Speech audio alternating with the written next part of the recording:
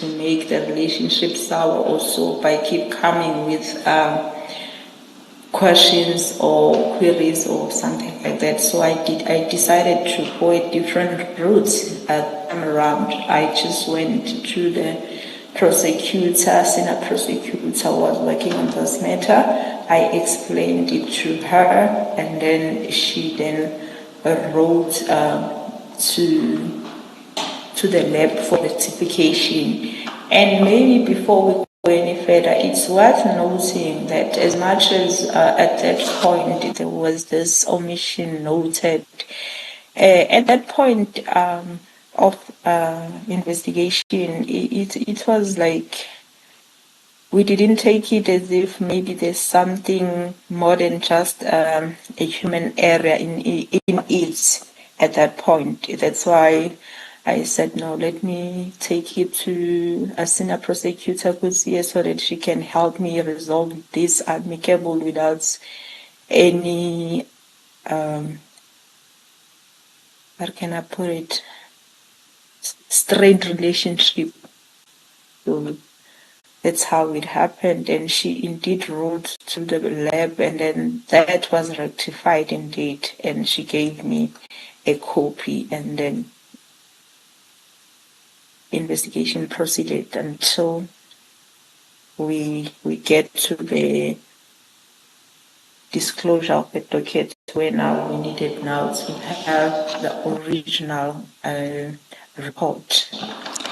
Witness B, before we deal with the events of getting the original for disclosure, just to note for the commissioners that the emails sent by the prosecutor are attached as annexes B4 and B5 at pages 30 to 33 of the annexes bundle, and the amended report is attached at B6 as B6, which is at pages 34 to 41 of the annexes bundle. Commissioners, I propose for the witness to take you through the discrepancy that was found by showing you the two reports alongside each other. So you'll have to look at your screens. Don't know if you can see clearly. Witness B, I'm going to ask that we... Do you have the side-by-side comparison of the initial report and the rectified report before you? Yes, I do. Commissioners, just 1 second. I just need to find my own.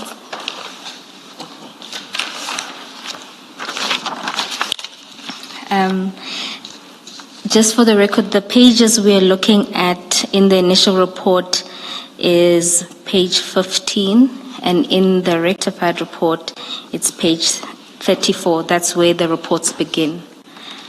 And the particular page that are displayed for the initial report, the first sort of extract deals with page 19 compared to page 37 of the rectified report. Witness B... could you enlarge a bit?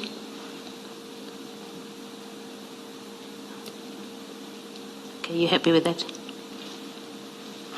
It doesn't distort your pages? Yes, that's fine. Witness B, can you explain what would ordinarily be found in that paragraph 4.9 or paragraph 4 of the ballistics report? On 4.9, it's exhibits of which it's 15 cartridges, 7.62 times the 9mm caliber fired cartridge cases, and mark them, and there is a mark there. Maybe I should read it. Should I? No, I don't believe that the mark will make much of a difference for our understanding. what I would like you to explain is that in the actual report, paragraph 4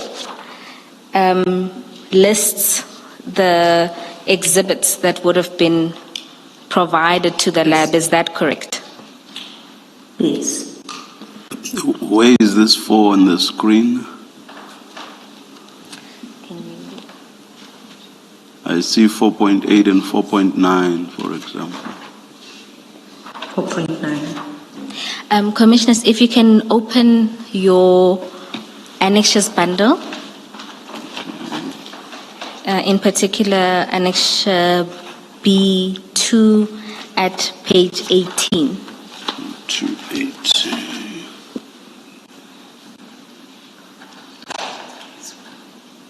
It's also on the screen.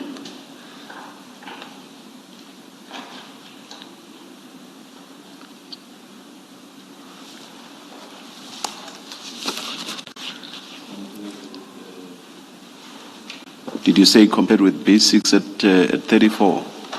At 37. 37, thank you.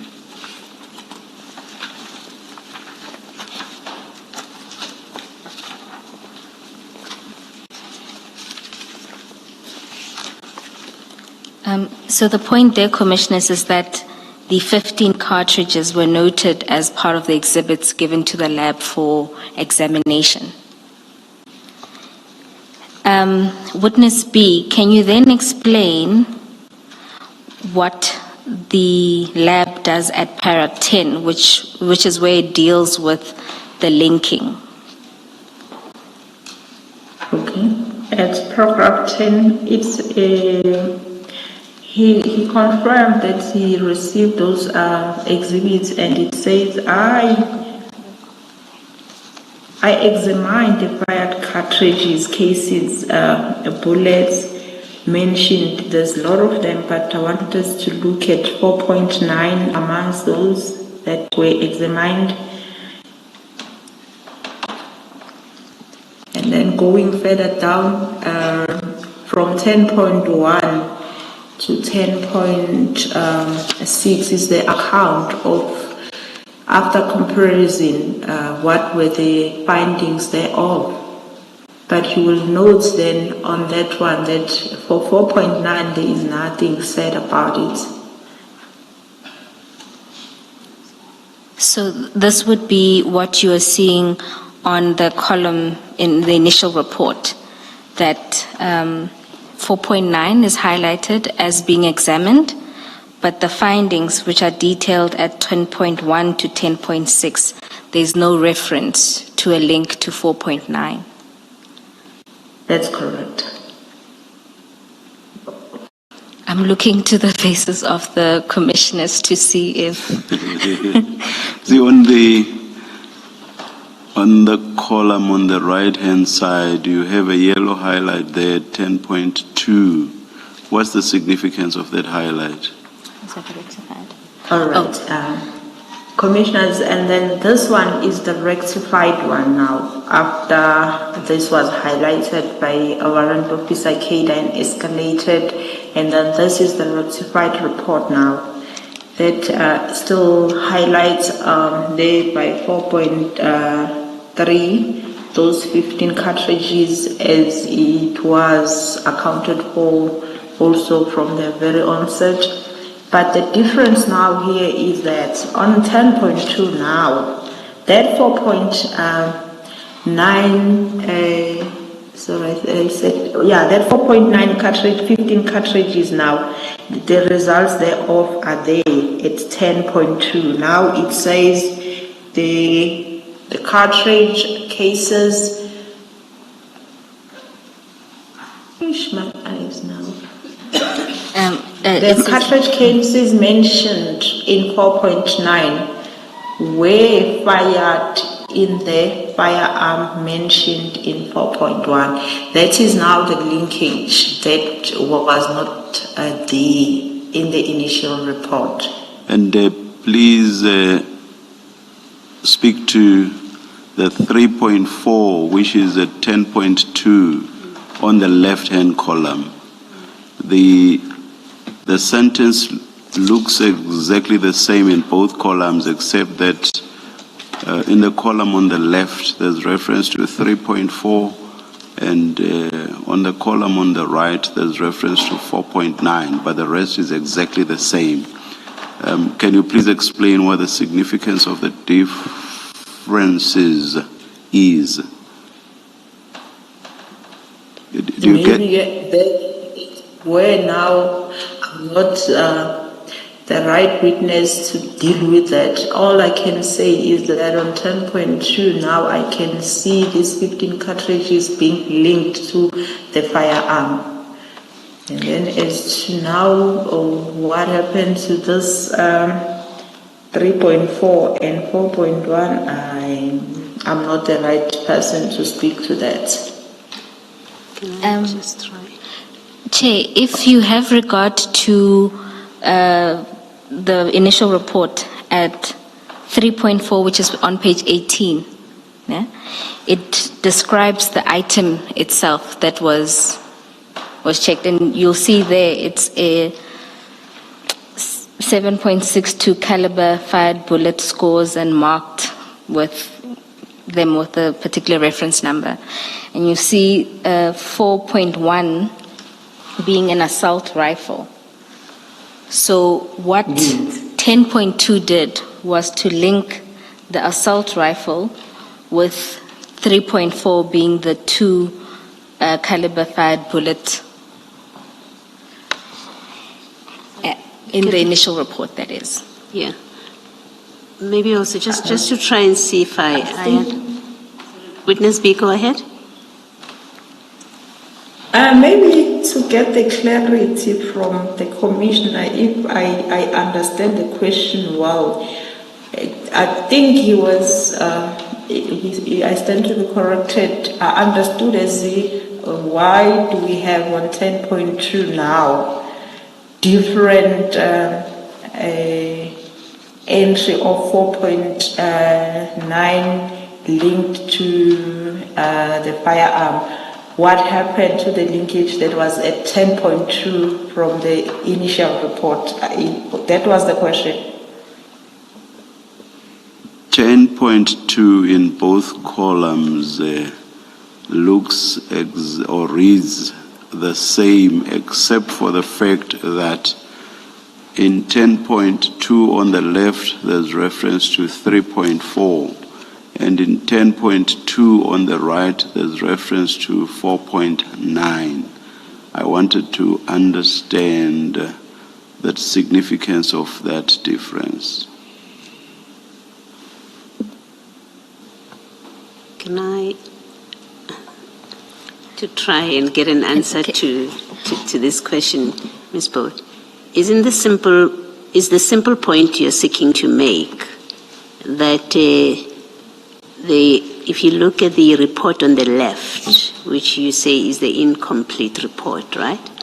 In that very first line where it says, I examined the fire cartridge cases and bullets mentioned, and then you have those paragraph numbers.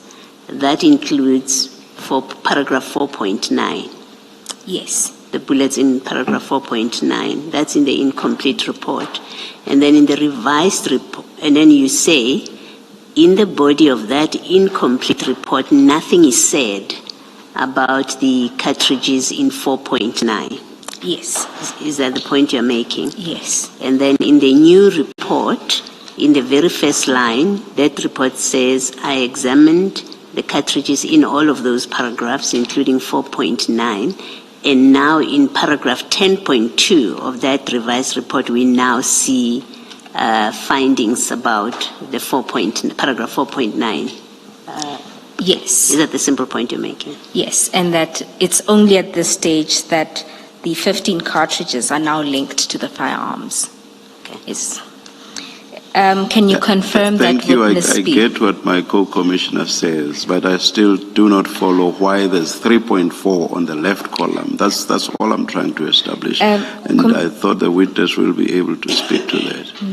Commissioners, the answer is at 10.6. You'll note there in both reports that the findings related to 3.4, those bullets, was that it was not suitable for microscopic comparison due to the damage. There will be a stage where the witness explains whether she believes this was an omission or otherwise, but that was the rectification that was sought from the lab. Okay, thank you. Isn't the other point that 3.4 has nothing to do with the cartridge cases? So if you just go to 3.4 on page 18, it refers to fired bullet cores, and that's what you find in 10.6. Yes, that's the case. There was an omission in 10.2 of the 15 cartridges that had been found in Bramley, I believe. Yes. Yes. Witness B, I guess can that's you... a simple explanation I wanted from the witness, because this is not my area of expertise. My apologies, Chair. I will say that we also had to take a crash course in ballistics to be able to read and understand the nature of the omission. Thank you.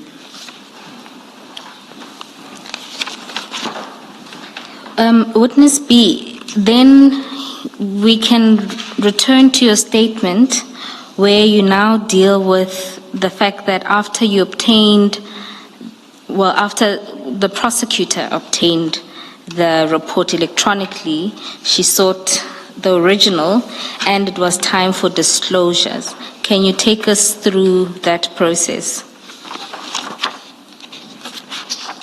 Yes, when it was the time of the disclosure, now we were required to have the original report, and we indeed went to a ballistic lab to seek that report,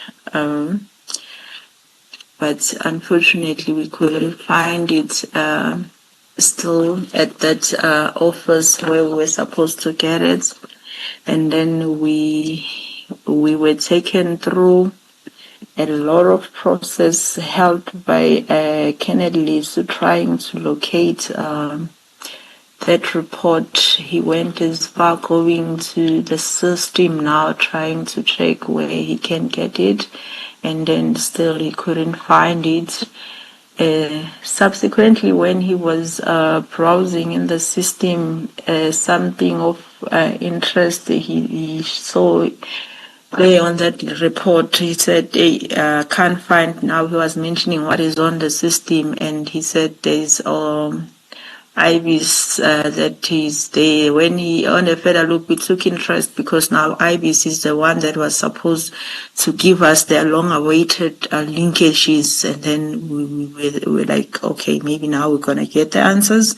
Only to find that when we asked further on that, he said no, on the system it shows that it's deleted.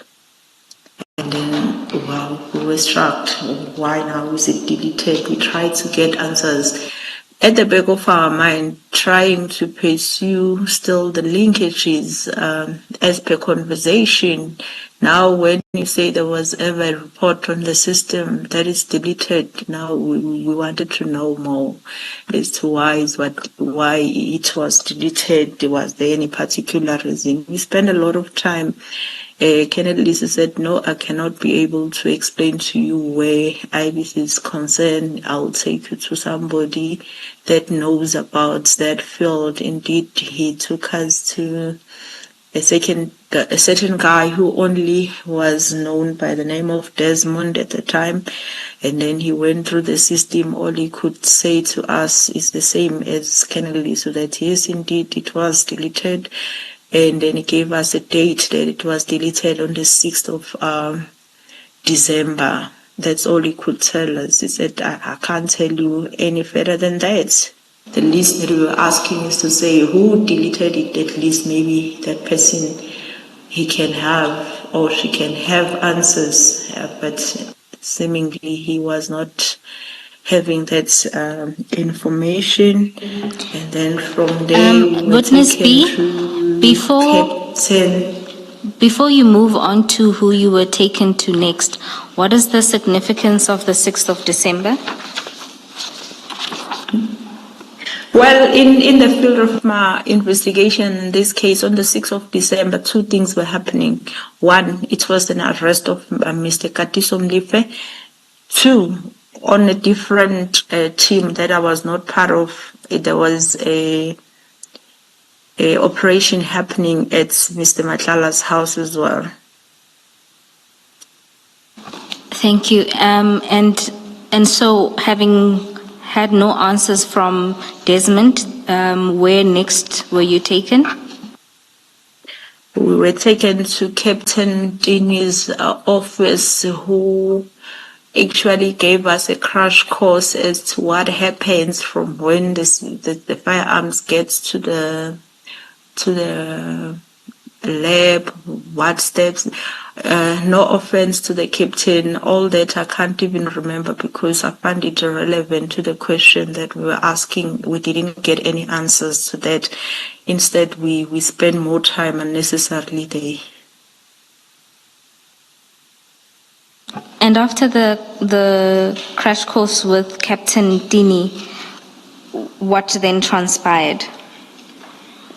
After it came to light that there's no answers, we find no answers, we went back to Colonel Lisa to say, we're not getting any answers as much as you said you don't have. So we're back to square one. What way, how we get this report, because you also don't have answers as to where's the report. And then he said, you know what, the person who was dealing with us is can I stick to Captain, because now I cannot refer to back then now. To Captain, it was Captain Mahotlo, therefore gave us his numbers. He said the person who can assist you further, it's him. And then indeed, shortly we went out of the lab, we contacted him. But unfortunately, I think it was early at that time, because the first thing that we did is to go to the lab thinking we're going to collect and proceed with other investigations. So the direction of investigation, it was taking us further than where he said it was. So we agreed that later when we come back, we're going to contact him and then we're going to meet with him. And he suggested that it's not a problem. As long as you come back, tell me where are you, what time, and then you come to the side of Luat, the police station. We can meet at Luat, the police station. Indeed, we proceeded with the day's investigations, and then later, I think it was around 5, we proceeded to Luat, the way we met with Captain Mahotlo. And then we requested a room for us to have a chat with him, explaining our reason for visit and everything. Indeed, they were given a room just not far from the CSC, where we had a chat explaining all this process that we had in the lab earlier on, and then why do we urgently need this report, because we were supposed to disclose to the defense, and the original one was of the importance that we get and disclose. And when you explained to Captain Mahotlo the urgency of having to obtain the original, what was his response? Oh, at that time he said, no, I will need to have my file, I'll need to have my workstation so that I can be able to assist you, of which eventually we agreed on us going to his office. But prior to that, there was some arrangements made, because it was late by then. Remember, we got to him at around 6. And then we sat there, we chat, and then by the time we start the process of engaging the superiors in order to obtain the permission to go to the lab, where he said he can be able to assist us there should we get there. He then himself, using his cell phone, called the Brigadier Mkhabela. He first called the very same Kennedy Lisu that we saw that earlier that day, and then they spoke, and he even tell him, because he was on loudspeaker, that yes, we were there in the lab and he couldn't find the reports. And then he told him that he needs his file because he wants to assist us. And then, oh, no. At first, they didn't speak to Colonel Lisu because Colonel Lisu didn't answer. The first conversation was with Brigadier Mkhwanazi, but the call was made to him, but he was not found. And then he spoke to Brigadier Mkhwanazi, and then Brigadier Mkhwanazi sent us back to Colonel Lisu to say he must call Colonel Lisu so that he can make that file available. And then he said, it's okay, you can go to the lab, and he is going to contact the General Mkhwanazi. Then that was it. And then he called no, he didn't call this time. Colonel Lisu is the one who came back, and then they spoke, and then he told him all the things, all the brigadier comment, and what did the brigadier said. And I don't know if I should be saying this now, like what he said, but he said, hey, I can't come there, I'm drunk. And then shortly he called again back, and he said, no, that file, I remember now, it's not there, it's at KZN. And then Captain Mkhwanazi said, no, if I can't get hold of the file, I think all my work is on my desktop. I think I'll be able to help you on my desktop. That's when now we moved to the lab. So Witness B, it was Captain Mkhwanazi who suggested that you proceed to the lab. Yes, because he first said we can go to the lab, and then but we prior need to make arrangement. That's why all these calls to the brigadier, to Colonel Lisu were made, and then we didn't understanding that we're going there. That's why he made those arrangements for us to go there. You are now moving to the lab from Luwate. Yes, he further said, okay, it's good because he has his keys in his car. He went to his car, he took the office keys, and then he jumped into the vehicle with us. We all drove to. I was actually going to ask if he had come to Luwate in his own car, so you've answered that. What's the explanation for him getting into one of your cars or getting into your car instead of driving to the lab in his own car? My understanding that it's because he was on leave using his petrol. It was easier to use the state petrol rather than using his own car, because he was on leave, he was using private car. Oh, thank you. I'm sure you know why I'm asking. It's because there's the allegation of kidnapping. I understand, Commissioner, but it was not anybody forced, and he didn't even suggest to say, okay, let me drive my own car. It was like we never even said jump into. It was a common understanding to say you can't ask somebody to assist you while on leave and expect the person to further use his own petrol. Thank you, Chair. Witness B, then you proceeded to the lab, and this was quite late at night. What transpired at the lab? Okay, firstly, when we get to the gates, none of us alighted from the vehicle. He's the one who alighted, spoke to the security, telling them that all is well, it's just him, we just need to accept certain things in the office, and then they opened the gates, we all went in. Witness B, so it was Captain Mkhwanazi who gets out of the car and confirms that it was fine for all of you to go in? Yes. I don't know what was the conversation there, but I guess he was explaining that we got a permission from the superiors and stuff like that, because obviously they will want to understand why are we coming there. Are they maybe superiors? No, that is an assumption. I don't know what it was the conversation all about there outside. But you were then allowed to enter the lab? Yes. And once inside, can you explain what then happened? And when we were inside, then he went into his workstation, started working on his laptop, trying to retrieve these reports that we needed. I must say I'm not that good with an IT, and then some of our colleagues, they are very good at that. Maybe as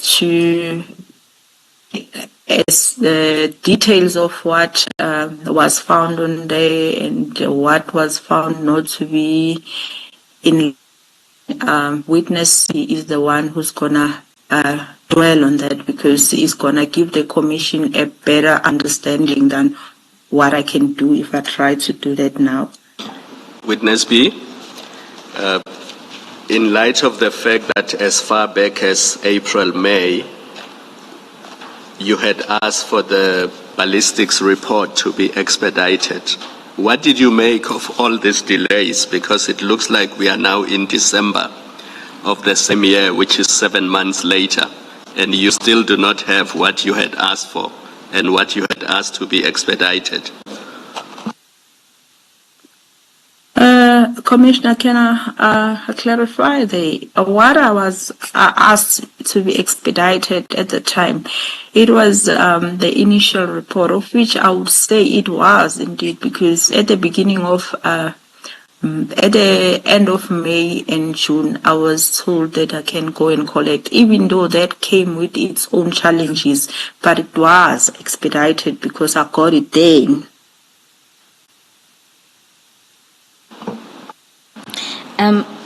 Perhaps Witness B, if you can explain the initial report you obtained in May, and you had been asking for rectification of the report without success, and the prosecutor had to intervene.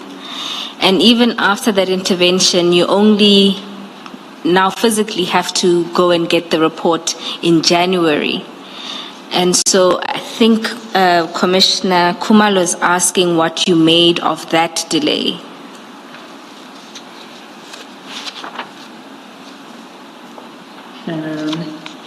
Maybe now, in totality of what investigation or information that I have gathered all along, it starts to make me feel as if some of the things were deliberate to delay the investigation, if I may put it like that. Maybe I want to go a little bit further where the linkages are concerned, because maybe I should mention that around December, eventually we had to ask certain cases to be compared manually, and eventually we got certain linkages that I believe it's amongst the ones that were alluded then, of which at the latest, much later stage, I think this year, 5 August, it's only when now the very same Captain Makgotle gave us a link, a report that is having most of what he alluded then. So somehow, when I look at it, I feel like there is deliberate delays intended in the investigation.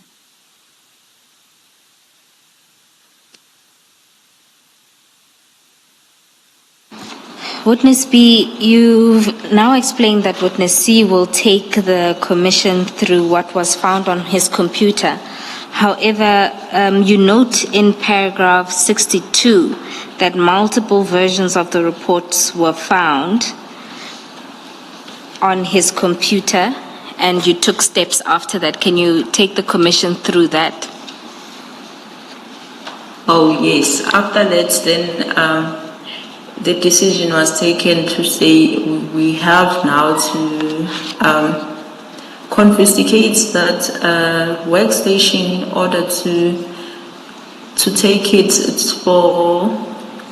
to the cyber for the integrity now, because it was quite concerning, given the fact that we still have the report that was wrong, that we don't know what was wrong about it.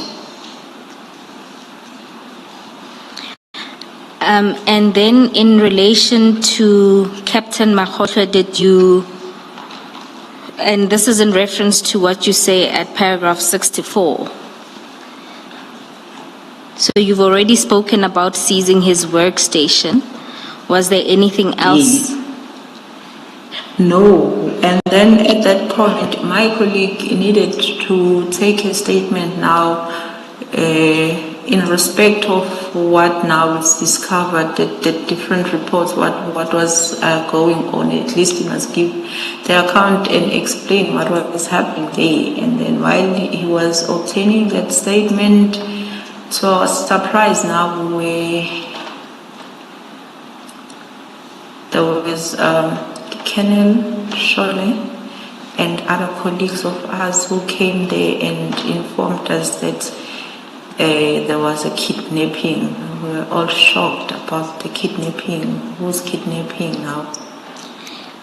Witness B, before you talk in detail about the kidnapping, during the time that you were engaging with Captain Mkhwanazi, and that's from the moment you enter his office at about 9:30 to 11 o'clock, when you inform him that his workstation would be seized and he needed to make a statement. During that time, before that, the statement taking and the seizure of the workstation, what was Captain Mkhwanazi doing, and what was the general interaction between you all in the room? He was mostly on his phone. He was mostly on his phone, and then there was calls coming in. He was keep telling people, I guess they were checking on him. He was keep telling people, no, it's fine, he's fine, and then he's coming back soon and stuff like that. There was nothing in particular that I can point out that he was doing. And so now you'd say to him he needs to do a statement and that his workstation would be seized to preserve the evidence. Before the police officers come in alleging that there is a kidnapping, at paragraph 65, you deal with the calls that were received by some members of your team. Oh, yes. There was a member that were outside the vehicles, and then we learned that Captain Amasilo received a call as well, checking on him where he was, because he was needed by his office to say there was a hostage situation at the lab, and he was shocked. He said, no, I know nothing of that, and I'm at the lab.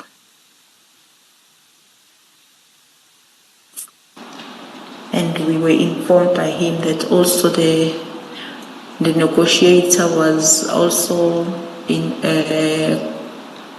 called him asking if he knows anything about this kidnapping, and then he explained, and then they said, oh, it was a false alarm.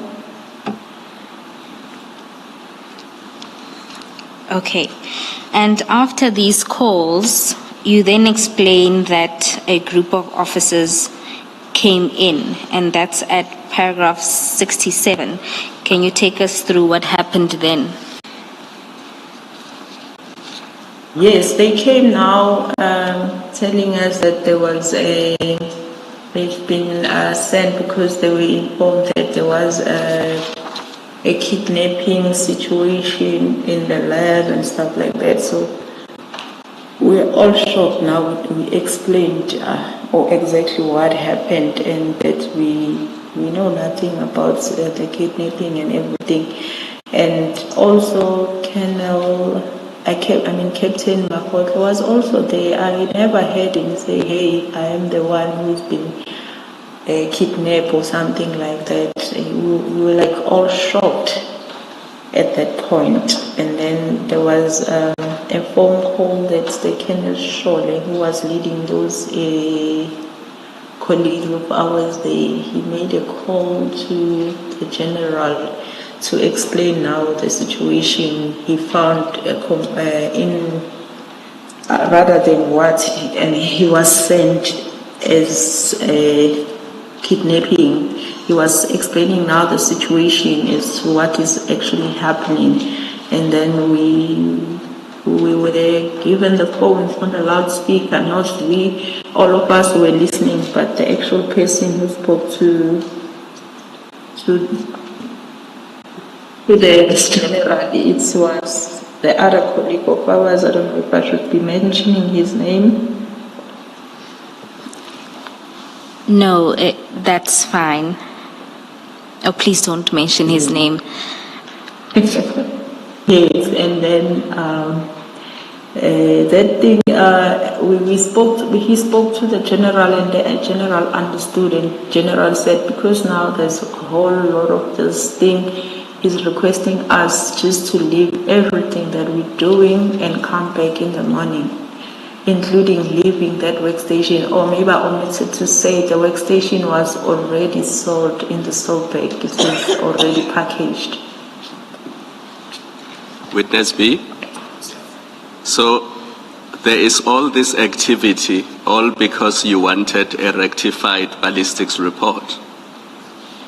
That's right, Commissioner. And you have all these police officers coming to the forensic science laboratory to now deal with an alleged kidnapping instead of attending to the preparation of a forensics report, ballistics report rather. That's correct, Commissioner.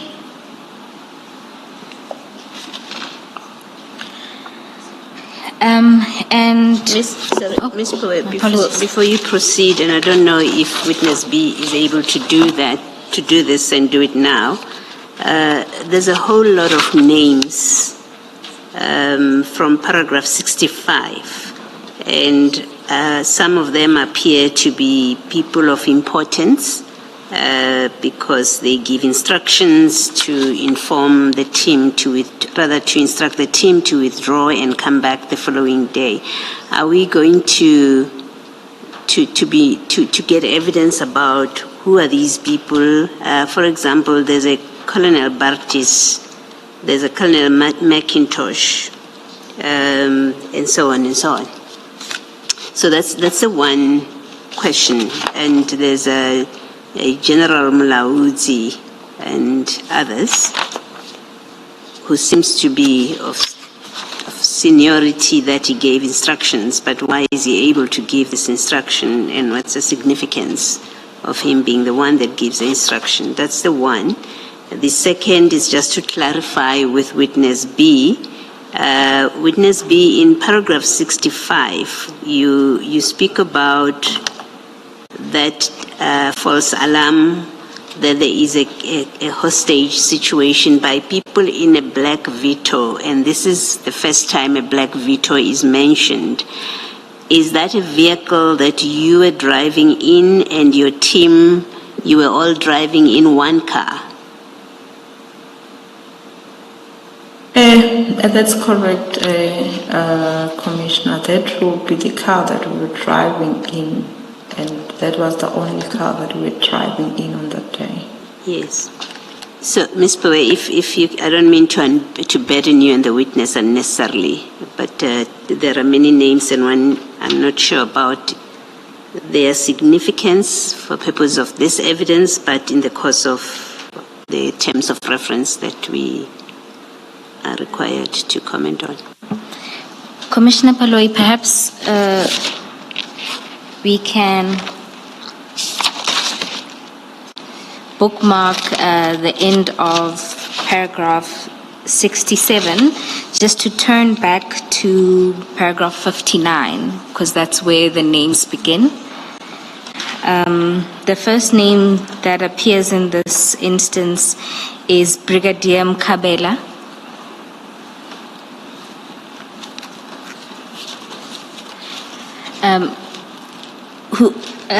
Witness B, do you know who Brigadier Mkhabela is? Is the commander at the lab. That's all I can say. Yeah, it's one of the senior officials at the lab.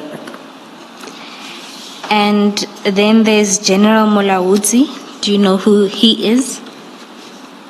He's the overall commander of the lab as a whole. He's there? Overall commander of the lab as a whole. And just to note that some of these individuals will be called to the commission to provide the ballistics evidence. And then there is Colonel Lesu. Do you know who he is? Yes, I know. He's also one of the officers at the lab. He has helped me in more than once at the lab. Is he an analyst at the lab? No, he's also a commander. The commanders are in different levels. He's also a commander. But now, me not being the personnel at the lab, I won't be able to be specific as to what exactly. Okay, and then there's Captain Masilo. Do you know who he is? He's a Special Task Force commander. My apologies, Commissioners. We are now at paragraph 65. The next person is Colonel. Sorry, can you repeat that for Captain Masilo? Special Task Force commander. And then there's Colonel Barchis. Same units, also is the commander. And then there's Colonel McIntosh. I don't know McIntosh. He's noted in the statement as a hostage negotiator. Oh, yes.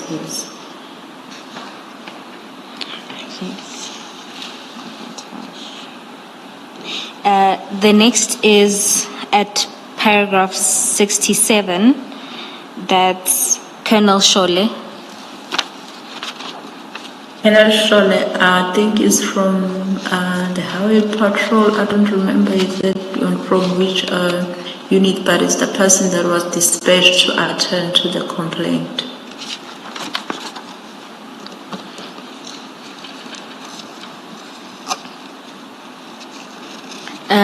The next person is Warrant Officer Ndumiso. He's a member from LCRC. Yes. The next is Colonel Shaku. Colonel Shaku and Shole is one person. I think it's a spelling error. Okay. I think we've dealt with General Mkhwanazi. Okay. Commissioners, those are the names that appear in the preceding paragraphs to 68, which is where we are. Thank you, Ms. Burke. Witness B, you note at paragraph 67 that you then withdrew from the lab. Can you explain what then happens at that point of withdrawal? After instruction from General Mkhwanazi that he must leave everything and come back tomorrow. That was the part where we left everything as instructed and we went outside. While we were outside, we were walking outside, all of us, those members, Colonel Shole,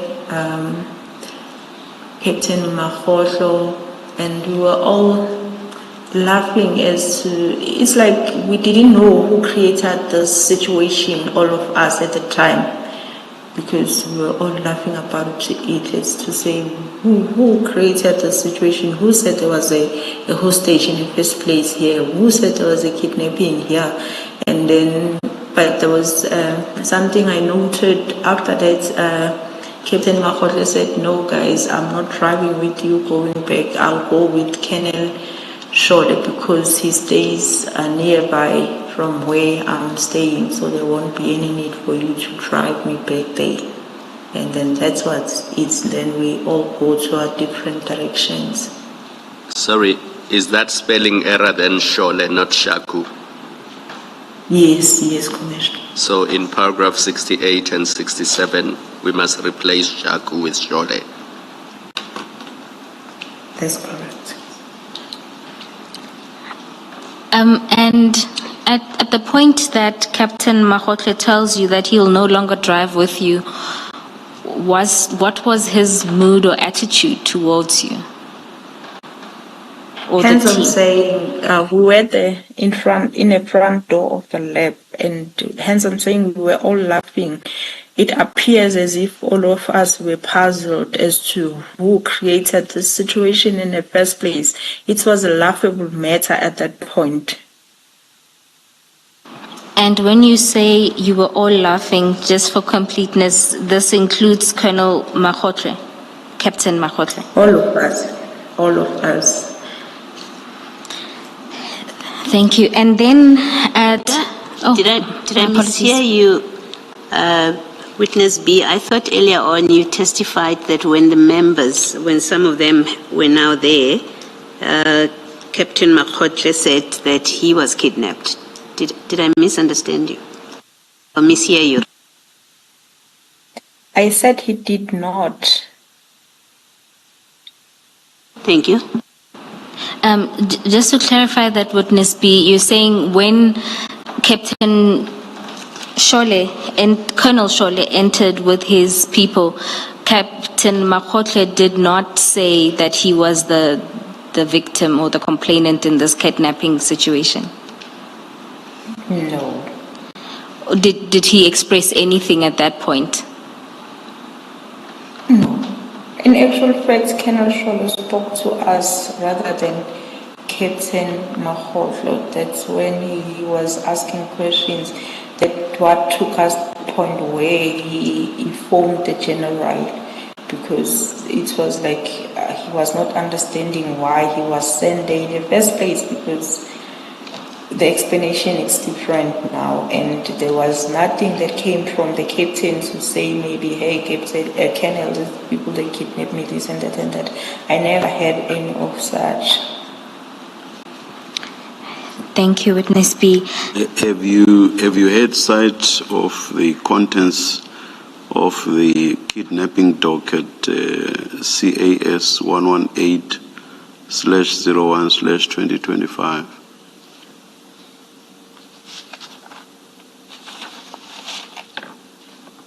Unfortunately, I don't know what is in that kidnapping, because we only learned maybe 3 days later about, we were not aware that there's kidnapping and stuff, so we never had the liberty to see what is in there. All right.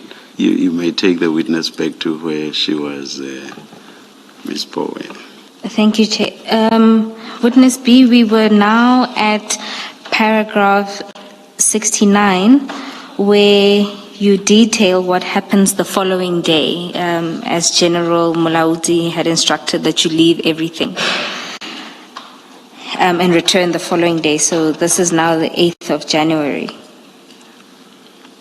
Can Yes, you indeed, take the us following through? day, we went back and we were taken to Brigadier Mkhabela's office, and then he said we must explain what happened last night. So we took him through everything that happened, and then we explained why did we needed to have that report that urgently in the first place. We showed him the reports that we were having and the reports that we were requiring. And then after the explanation and showing the brigadier the reports that we were having and the omissions there, or not the omission at this time, it was a big date of a commission, and then he eventually understood, and he said to us he can see now where the problem is, and he said indeed you must take this workstation, and when you get the report you must share with us because we need to institute our internal what did it say? It's internal proceedings in terms of what we pointed out, because he even took the phone and called the general and put him on the loudspeaker and explained what exactly is going on. And the only thing that he said, the general, he said, I told these people not to do this, and Mkhwanazi is guilty as charged. And then he was happy now that the brigadier to say we can take this workstation, but he said we mustn't take it too long because they're using it. And then he said, but mostly we must share the outcomes therefore with them. And he further told us that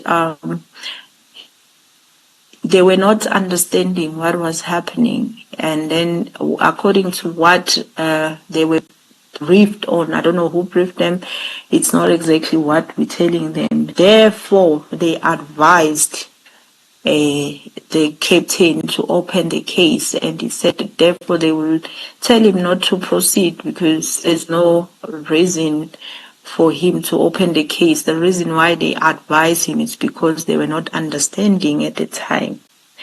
And then we thought then everything is resolved. Maybe it's worth mentioning that for the first time visiting a police office, and then you may find the brigadier buying you some food and cold drinks. We enjoyed ourselves there, and then we left.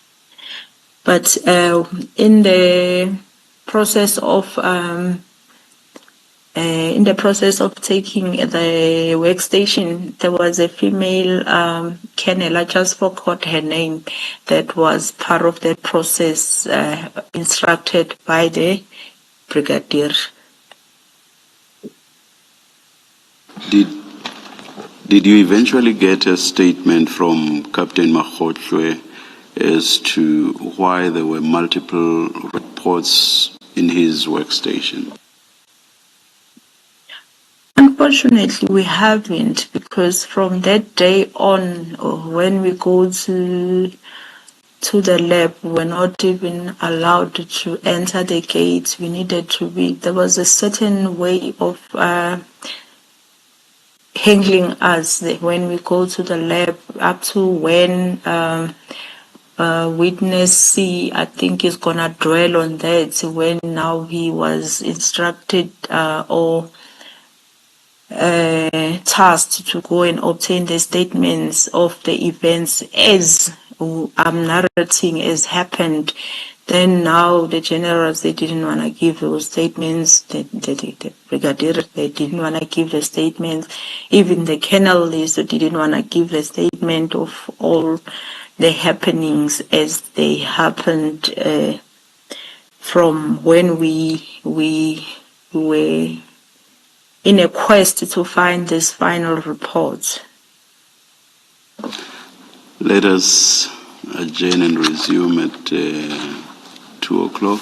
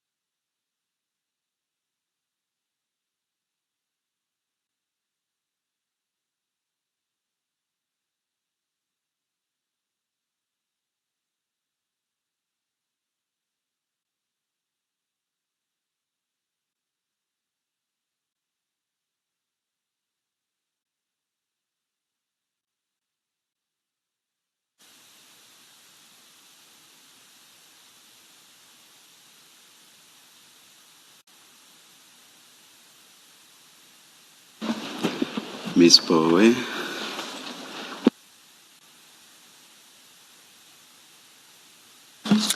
Thank you, Chair. We were at paragraph 70, just concluding the meetings, trying to obtain the original amended ballistics report. Witness B, if I can take you to paragraph 70, there you deal with the collection after the collection of the workstation and processing that it was returned. Yes. Can you explain what happened there to the Commission?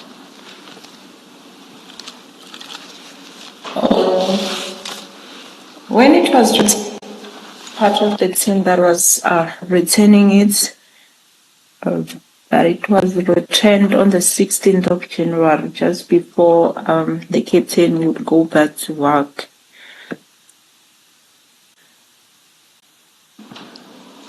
And then you deal with the efforts of witness C to try and obtain a statement from General Mkhwanazi. Can you explain why the statement was sought and what efforts was taken to obtain the statement?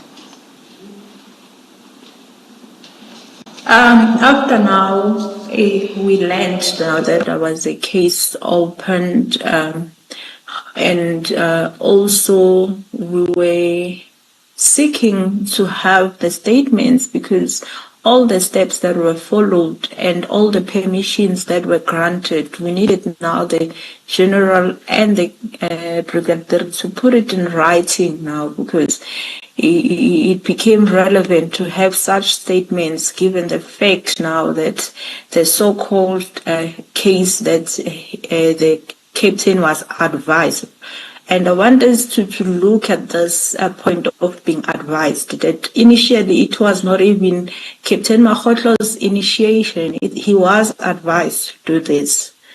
So we had to have such statements at disposal because we followed certain procedures. We seek certain permissions that were granted. There's nothing that, of our knowledge, we did forcefully or any other way.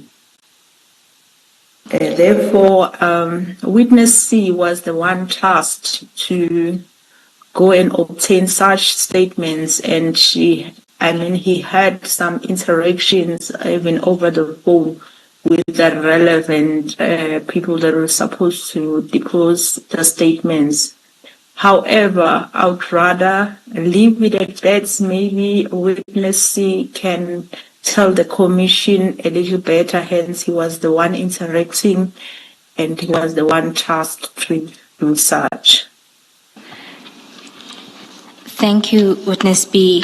At paragraph 72, you comment on the kidnapping case that Captain Makgotle opened against you and your team members. Can you tell us your thoughts about this?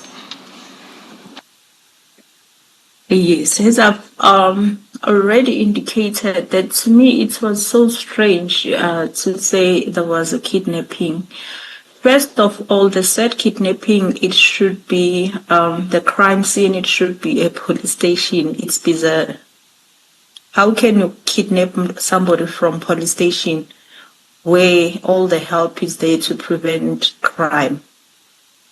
Further than that, we were going to the office, not our office. We can't be the one directing how we get there, how we gain entrance there, how we access the office. Obviously, the person who's leading us is the person who's working in the office.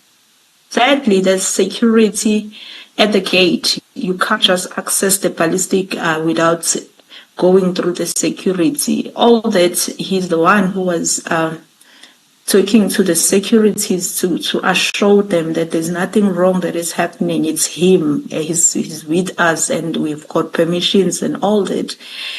So I really, even after when now everybody was God knows who called people that supposedly attended that kidnapping. But when they get the final explanation, otherwise, the way the people were supposed to open that kidnapping, that's how crime works. And we were not supposed to be let go if now we committed crime. That's why when you find the suspect and on the act, that's where now you arrest. You don't tell the suspect that, go, you come back some other time, I'll arrest you some other time. And given the fact that kidnapping, it's taken as a serious crime, it was supposed to be open there and there because the police were there to attend to it. However, all that didn't happen. And the fact that we were told that he was advised and he would be unadvised. So all that didn't happen. It makes you wonder, why was it opened in the first place? What is the reason? Because there must be a reason. And knowing what you know now, have you established a reason?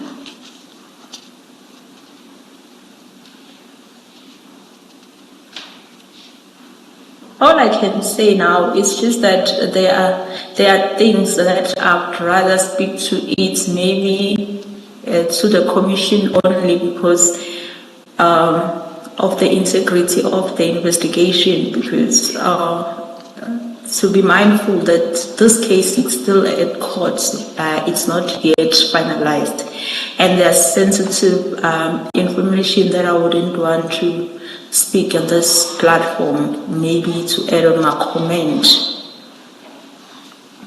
Witness B, when you say this case, you mean which case are we talking about? I'm talking about the Bernard case 275 because all these reports that we're referring to, most of them, they're from that case. Okay, thank you. Witness B, we are at the end of that section. Commissioners, Witness B wants to go back to the section where we were dealing with the General Shibiri meeting. Before you do that, then maybe let me ask questions on this last part. Witness B, in your paragraph 71, that's where you discuss contact with General Mkhwanazi to interview him and take a statement. And you explain that he didn't make himself available. So should we take it that as matters stand now, there is no statement from General Mkhwanazi? That's correct. And you say General Mkhwanazi is the head, the overall head of the laboratory. That's correct, Commission. And do you know what is happening with that case that is now, you say, sitting with IPID? Have they interviewed you? Is anything happening there? All I know that we submitted our warning statements to the IP. As to how far, we never had any other reports as to what is happening. We don't know. Okay. Thank you. Thank you, Ms. Bell. Thank you, Commissioner Baloyi. If we can...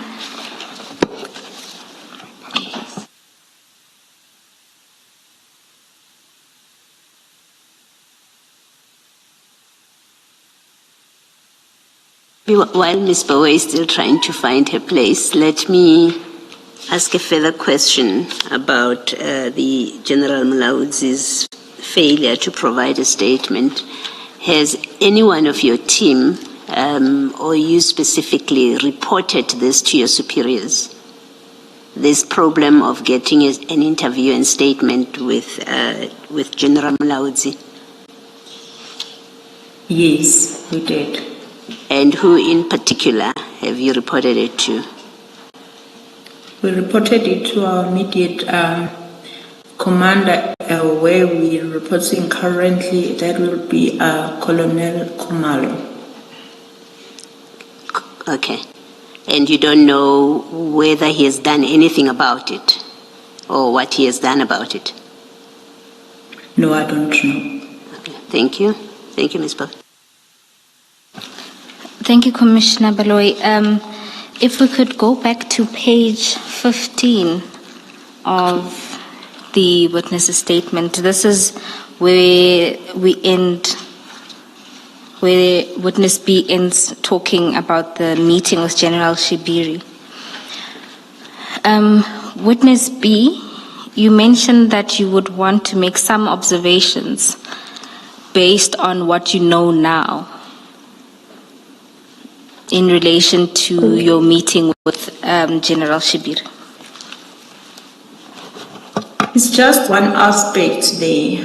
Now, holistically looking at this whole thing that we're facing here, I was so shocked later on after the arrest of Madlanga.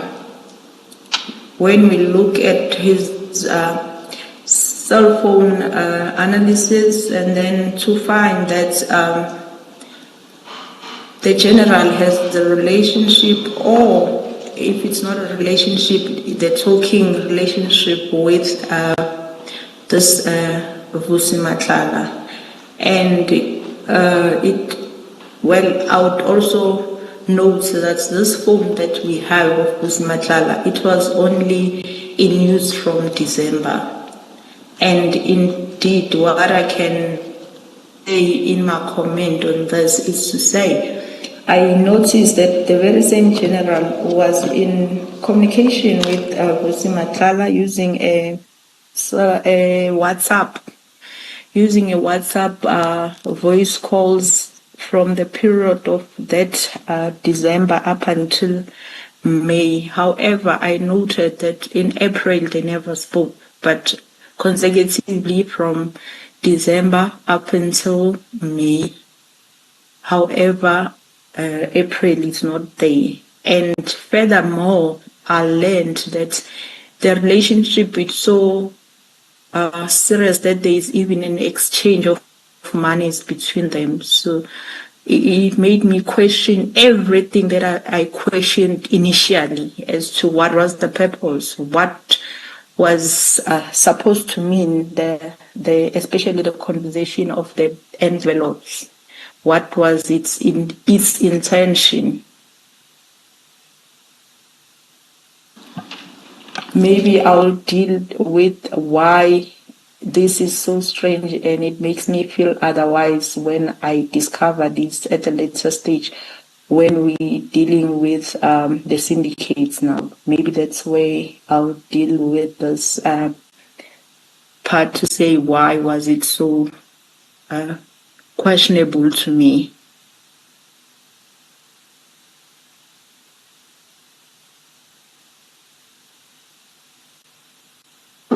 Commissioners, without the AV people displaying my screen, just to say that the conversations that the witness is referring to is displayed.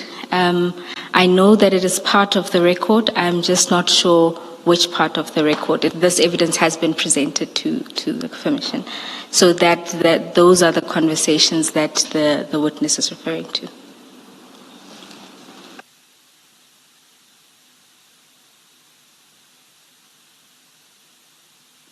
And on top of that, may I speak?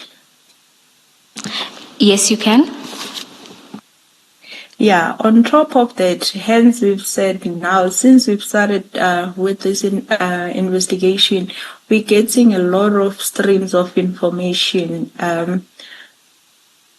We were shocked to learn from one of the streams of information that the same general was also giving information as to how to counter the investigation, including the very same Vusi Madlanga. So that made me question everything and question myself if where will I be safe, maybe to discuss certain investigations, if maybe now we'll have such information about they're supposed to be our heroes because they are our leaders. They're supposed to guide us. And when you get such information, you, because when we were called in that meeting, to be honest with the commission, I was so proud to say we're doing something that is noticeable by the national office, not even knowing that it's not even the purpose. Ms. Bowe, speaking amongst the three of us, our recollection is that perhaps these were touched on during the testimony of witness X. We may be wrong, but whatever the position, you may perhaps just prepare a schedule. You don't need to go through it with this witness, in which you indicate where what is with regard to what this witness has said. Is that fine? We will do so.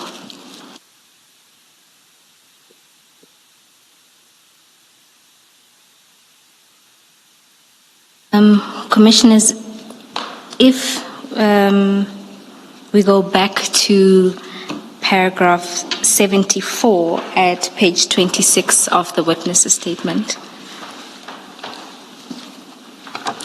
Witness B, there you begin to talk about the bail application that Mr. Tau made. Can you take us through this?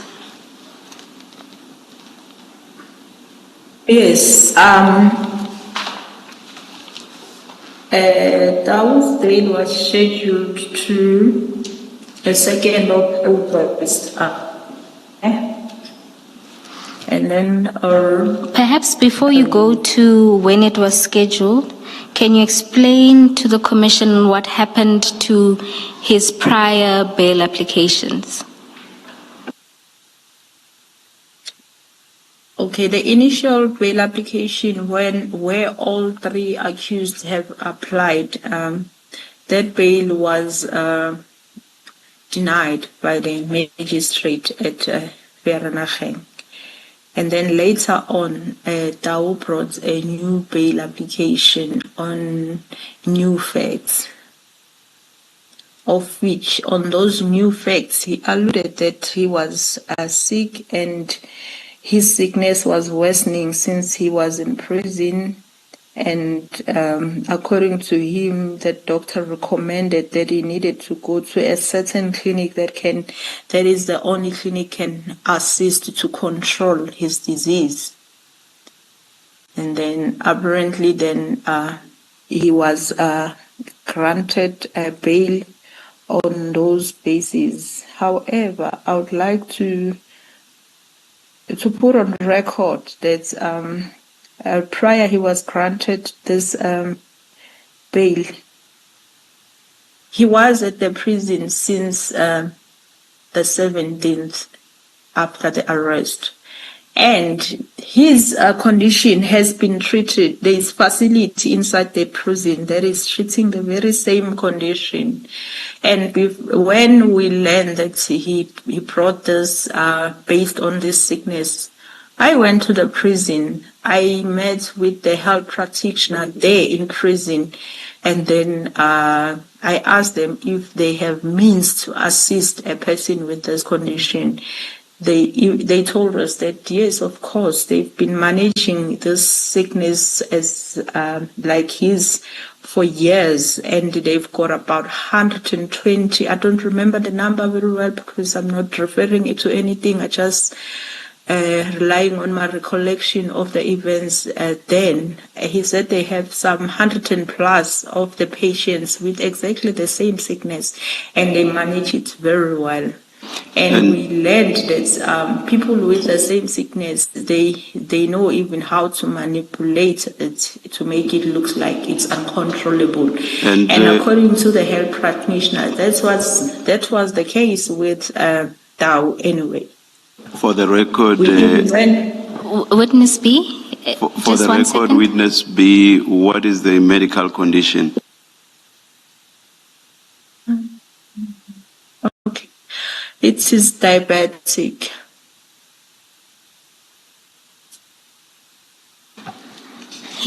Yes, Witness B, you can continue.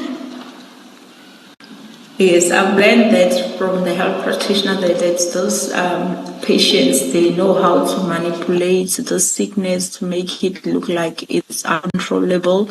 They know what to do to trigger certain sickness to make it look like it's uncontrollable. So they've said even in prison, there's a lot of prisoners that have went that route, especially when they want to use those grounds as the grounds for bail. Well, we even obtained the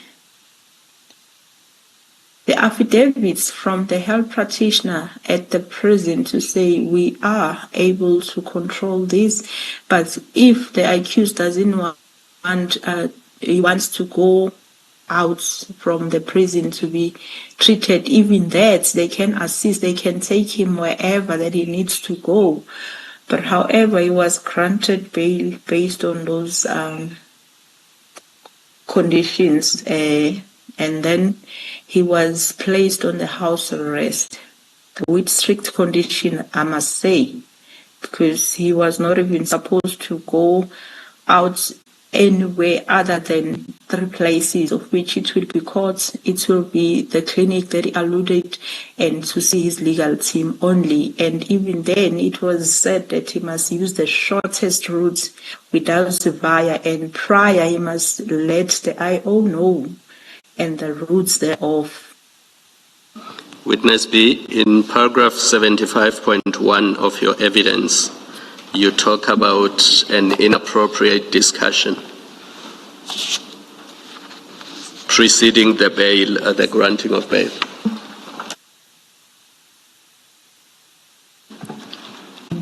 Can I just...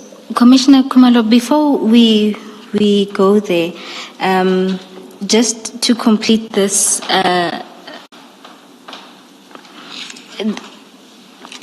Witness B, this evidence was placed before the magistrate, the evidence related to the health practitioners. Yes, it was. And after he was out on bail and he violated his bail condition, I went to the clinic that he alluded that is the only clinic that can help him to control his sickness. To my surprise, the doctor never saw him since 2021, if I'm not mistaken. He never treated him for this sickness as he alluded.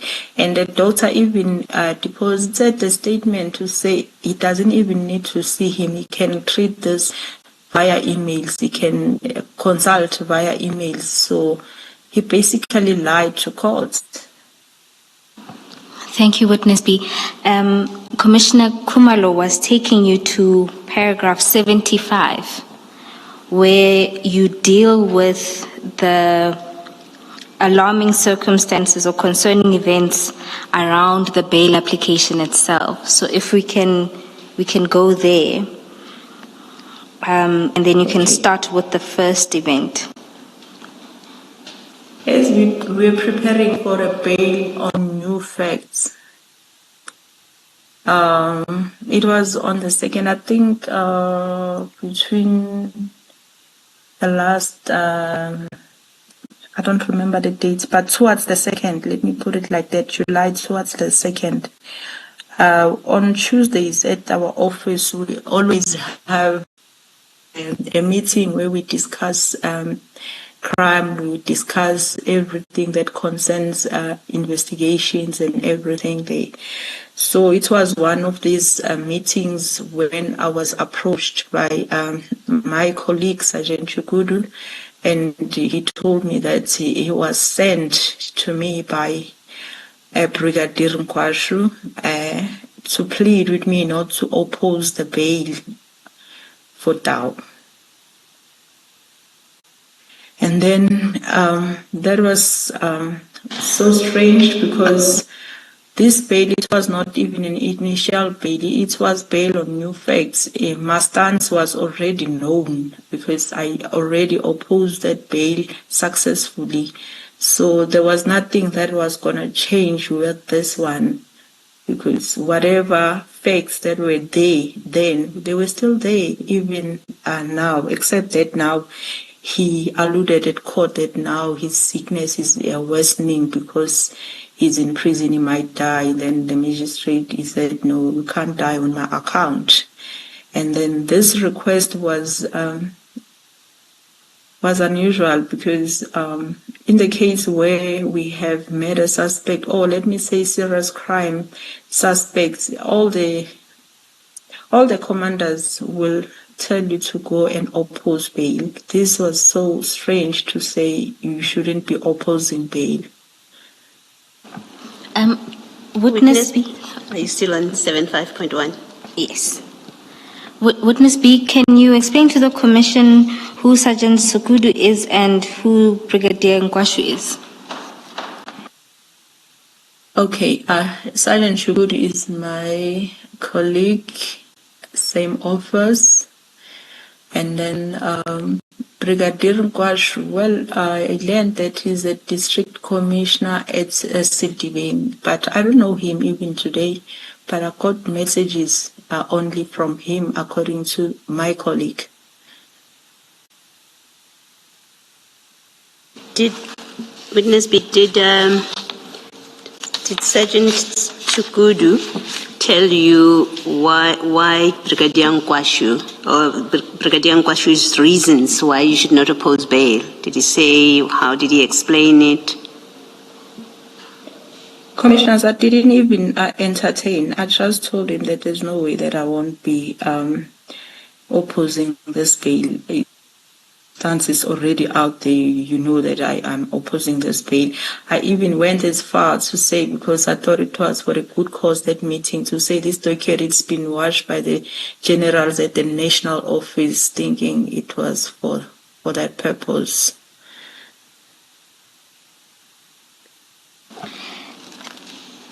Then at paragraph 75.2, you deal with a call that witness A received.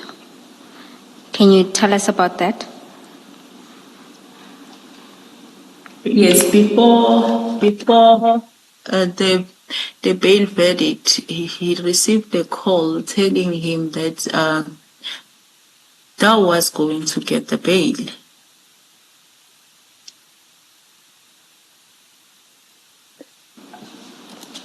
That was a call to witness A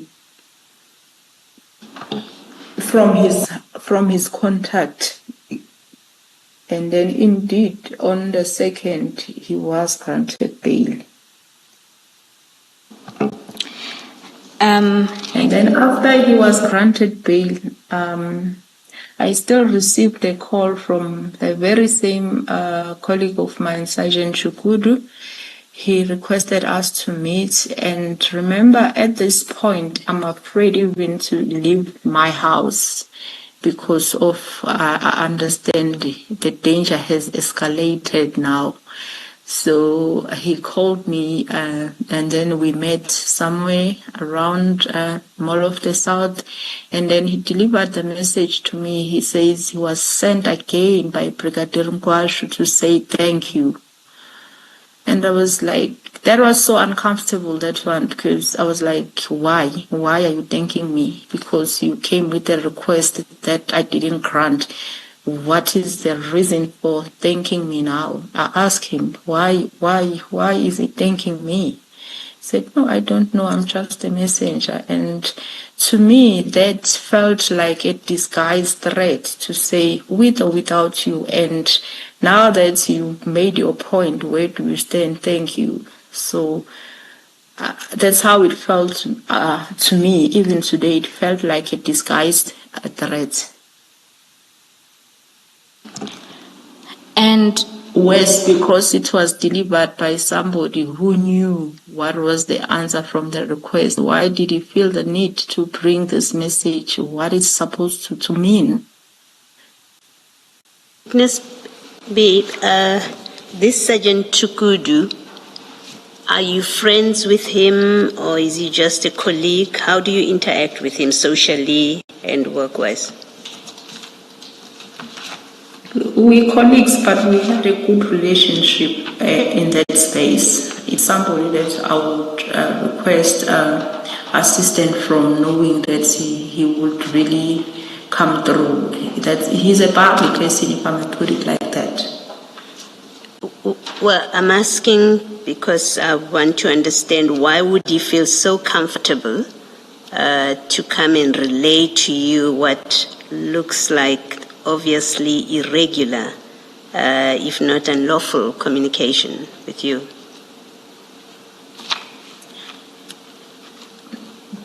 That part, that's why I said it was an uncomfortable one, because hence I'm saying the guy is a very bubbly person. He's a to-go person sometimes when you get stuck, because he's open, but we never had such conversation in the past. Yeah. So you think maybe it's because he's bubbly that he's sent to relay these kind of messages, inappropriate messages? I won't really know what was the reason, but what I know is that I'm not the first person that he tried to relay. I don't know. I know that my colleague Witness B was on leave when these things are happening. He informed me. He also got a call from the very same colleague, and then he told him that he's on leave, and basically the person to talk to, it's me. I guess he really needed to deliver this message. He found himself had to. I don't know. I won't know what is the reason behind it. Okay, thank you. Thank you, Witness B. And then after that, after me now feeling so threatened in that manner, I reported this matter to Brigadier Khopane. Do you know if Brigadier Khopane has done anything about it? Yes, I do. After Tau was rearrested now, after he failed to stick to his bail conditions, during the arrest, as I was keep reporting things to the Brigadier, she phoned me and told me that I did call Chukut and reprimanded him to stop conveying the messages. I told him that his person is arrested and he must stop conveying such messages to you, and he apologized. Thank you, Witness B. Commissioners, a statement from Brigadier Khopane is attached as B7, where she gives this exact account.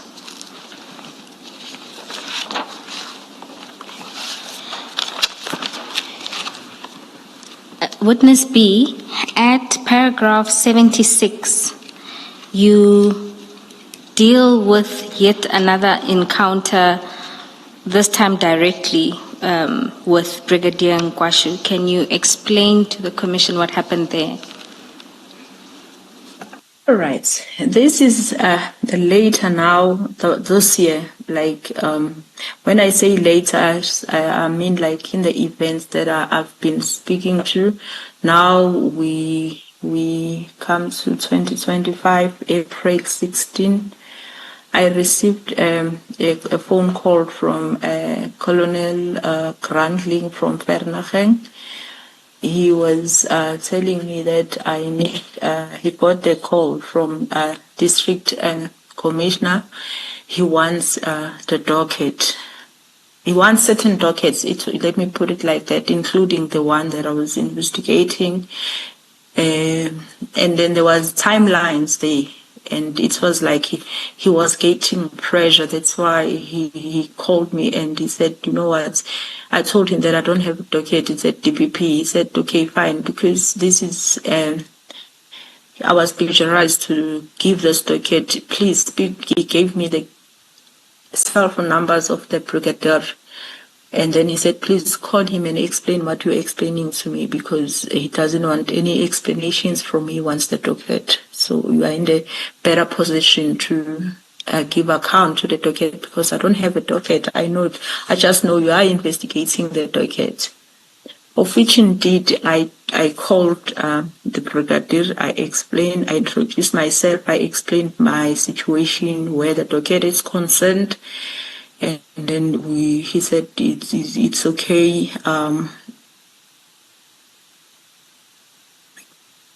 said it's okay. Then if the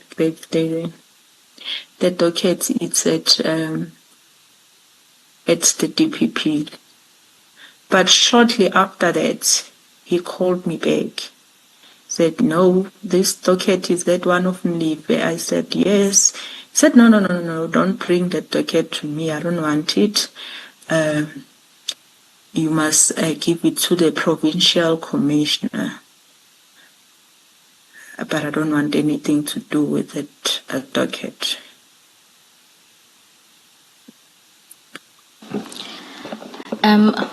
Witness B. Oh, he better said, there's something that he said. He said he is a suspect on that docket.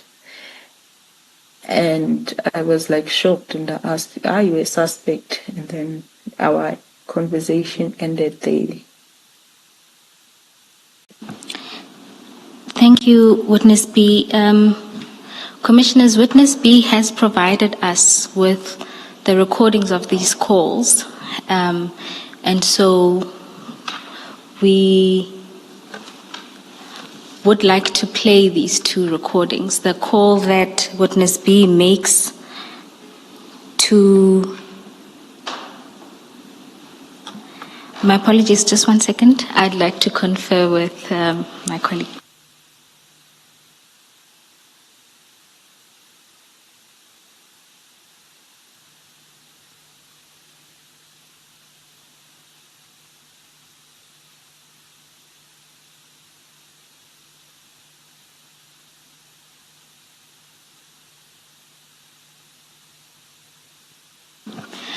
Commissioners, my apologies. In order to play the two recordings, we just need a short adjournment to sort out the sound. Let us adjourn, you'll let us know.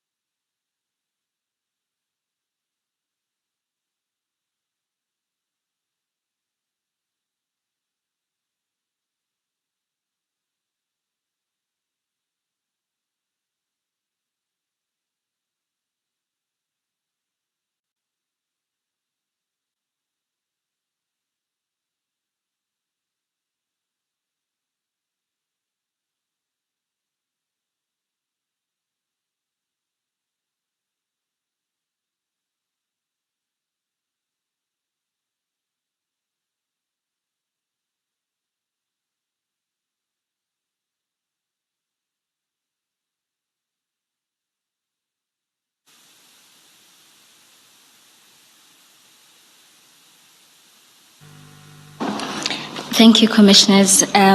We will first start with the call that Witness B makes to Brigadier Nkwashu. Just to note that we will be playing the call from 20 seconds in because she starts by introducing herself. But we will provide the full clip to the Commissioners.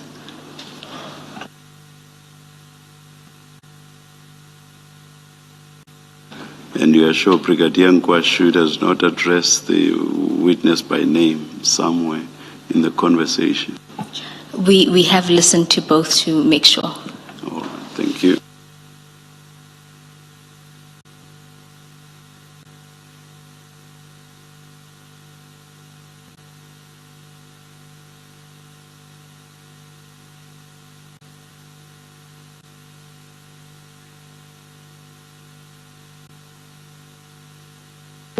We got an instruction from the PC, and to collect all those dockets, including that docket of yours, and go give it to him.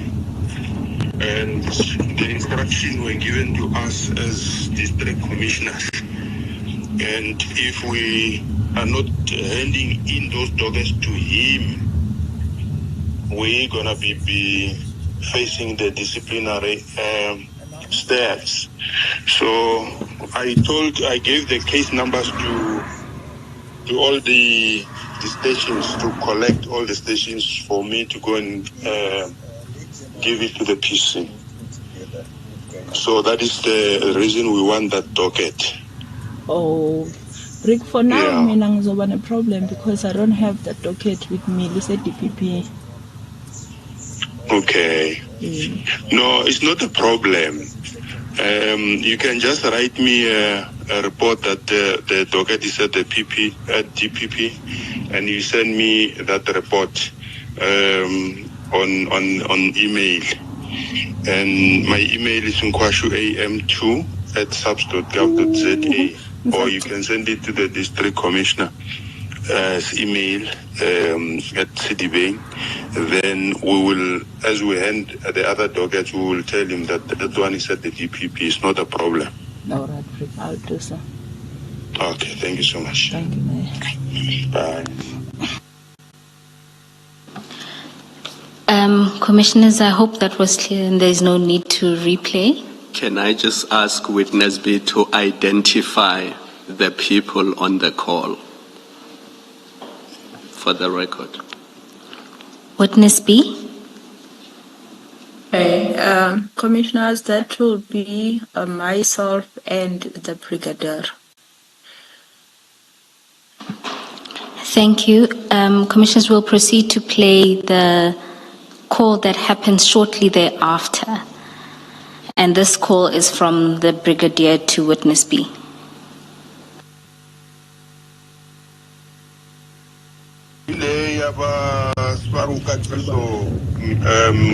That's correct. Suspect case. We suspect. Yeah, so I won't let it mean, na no mu itholile is direct ku PC, ne? All right. No my ibuya ku GPP ungayilethi kimi ayi angifuni. Okay. Ungayinika direct to PC. All right. Ngiyezwa, Brigadier. All right, such thanks, ne? Bye. Bye.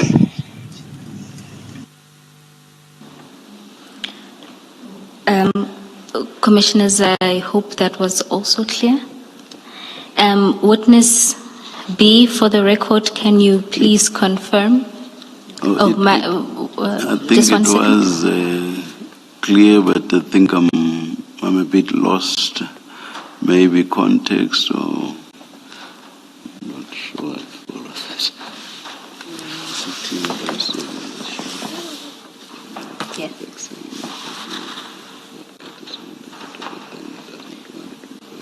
Perhaps in the... Oh, no, I get it. Ms. Poet, the recording is in Zulu For the record, I think you do need the witness to explain what that conversation was. Commissioner Baloyi, this is specifically in reference to the second. It's the second call, yes. Witness B, the second call is in isiZulu. Can you translate that call to the commissioners? I'll try. Basically, the brigadier called me back to ask me in particular if that case was for Katiso Mlipe, and I said yes, and he said no. On that case, he is the suspect, therefore I shouldn't bring the docket to him. I must take it straight to the provincial commissioner. He doesn't want it. And for the record, who was the provincial commissioner at that time? It's General Nhlanhla. Thank you. Witness B, did General Ntombeni's office or even the Sedibeng District Commissioner's office ever communicate this request formally to you or your commanders? No. That was the last time we had such conversation about the docket. Witness B, you say in your statement that as investigating, he is a suspect. Do you now know, as you testify, whether he is a suspect? Up to today, I'm not so sure what the brigadier was talking about, because as far as I understand in this docket, the suspects are arrested. There's only one outstanding with the J50, so I have no idea. And at any point before this the two telephone conversations, had General Nkwashu been involved at all to do with your docket, the Vereeniging docket? No, except when he was making requests through my colleague. That's the only thing I had to know this name from. But other than that, no. Thank you. Could he possibly have been a reference to Mr. Katiso Mlipe? Oh, beg your pardon, Commissioner, didn't get it. I'm saying, could the he is a suspect, could that possibly have been a reference to Mr. Katiso Mlipe? I actually not so certain, but there's one thing that I can note while we're there. Maybe it might bring a picture to the commissioners. On the 9th, shortly after Mlipe appeared at court, I learned from the prison head that there was a request from Brigadier Nkwashu to go to prison to see Katiso after hours. And the reason why he wanted to go there, according to the reasons given to the prison head, is that he was apprehended that morning at airport, so he needed to bring him some clothing and some food, and it was quite after hours for visitation at the prison. And indeed, according to the prison head, he went there, but they also noted certain things that they made mention to me to say he came driving in the BMW without registrations. Witness B. Of which it was. Witness B, just 1 second. Yes, the ambiguity with regard to the pronoun does not arise if we listen to isiZulu. My co-commissioner says the brigadier said ngi. Ngi suspect. So the Ngi refers to the brigadier himself. It only arises when we read it in English. So you can't be sure whether the he refers to the brigadier or refers to Katiso Molefe. So my co-commissioner says, he said Ngi, which would mean that it's the brigadier who is the suspect. Yes, Chair. And we will be providing objective transcripts of that recording. Thank you. My apologies, Witness B, you were also providing that confirmation? Yes, he indeed said Ngi, he suspect, meaning he was referring to himself to say, I am the suspect. Witness B, you were explaining, and I think some of it got lost, or at least I lost it along the way. It was in response to my question whether General Nkwashu has had any involvement with this case, and I think you were starting to explain, you had started to explain that on the morning or after Mr. Tawu was arrested at the airport. Can you just repeat that? What happened? And how, and I think you were speaking to the involvement of Brigadier Nkwashu with that. I'm saying all I know where Katiso is concerned.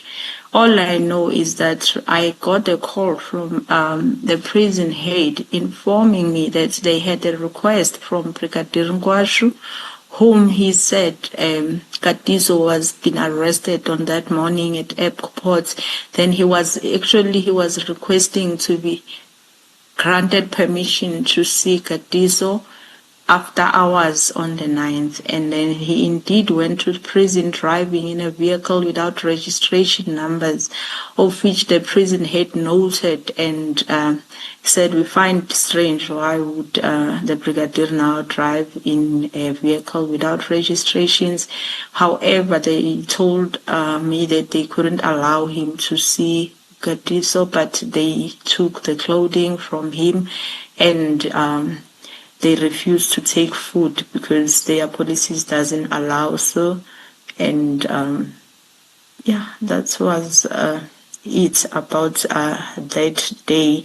And then furthermore, he told them that he was related to him in a way, but when they make their own inquiries, Katiso denied being related to him, so they felt like there was something wrong happening. That's why they reported that incident to me.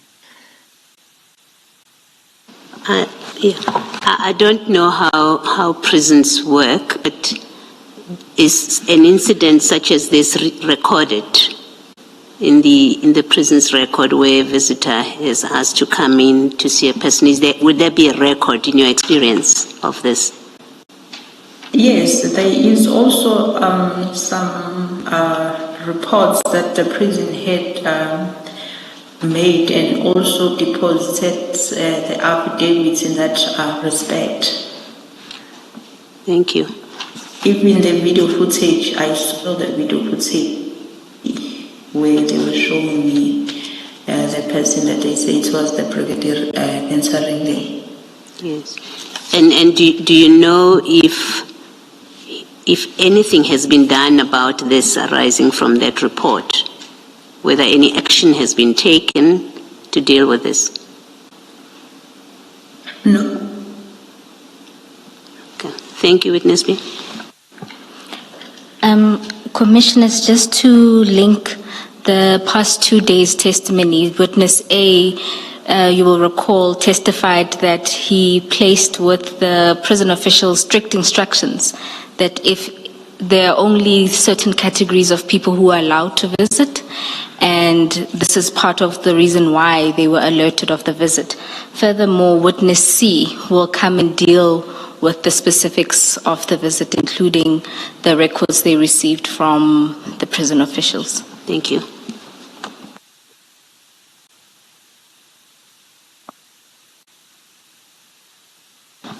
Witness B, we can then look at paragraph 77, and this is where you discuss your meeting with witness A to discuss all of the concerns that you now had, especially given Mr.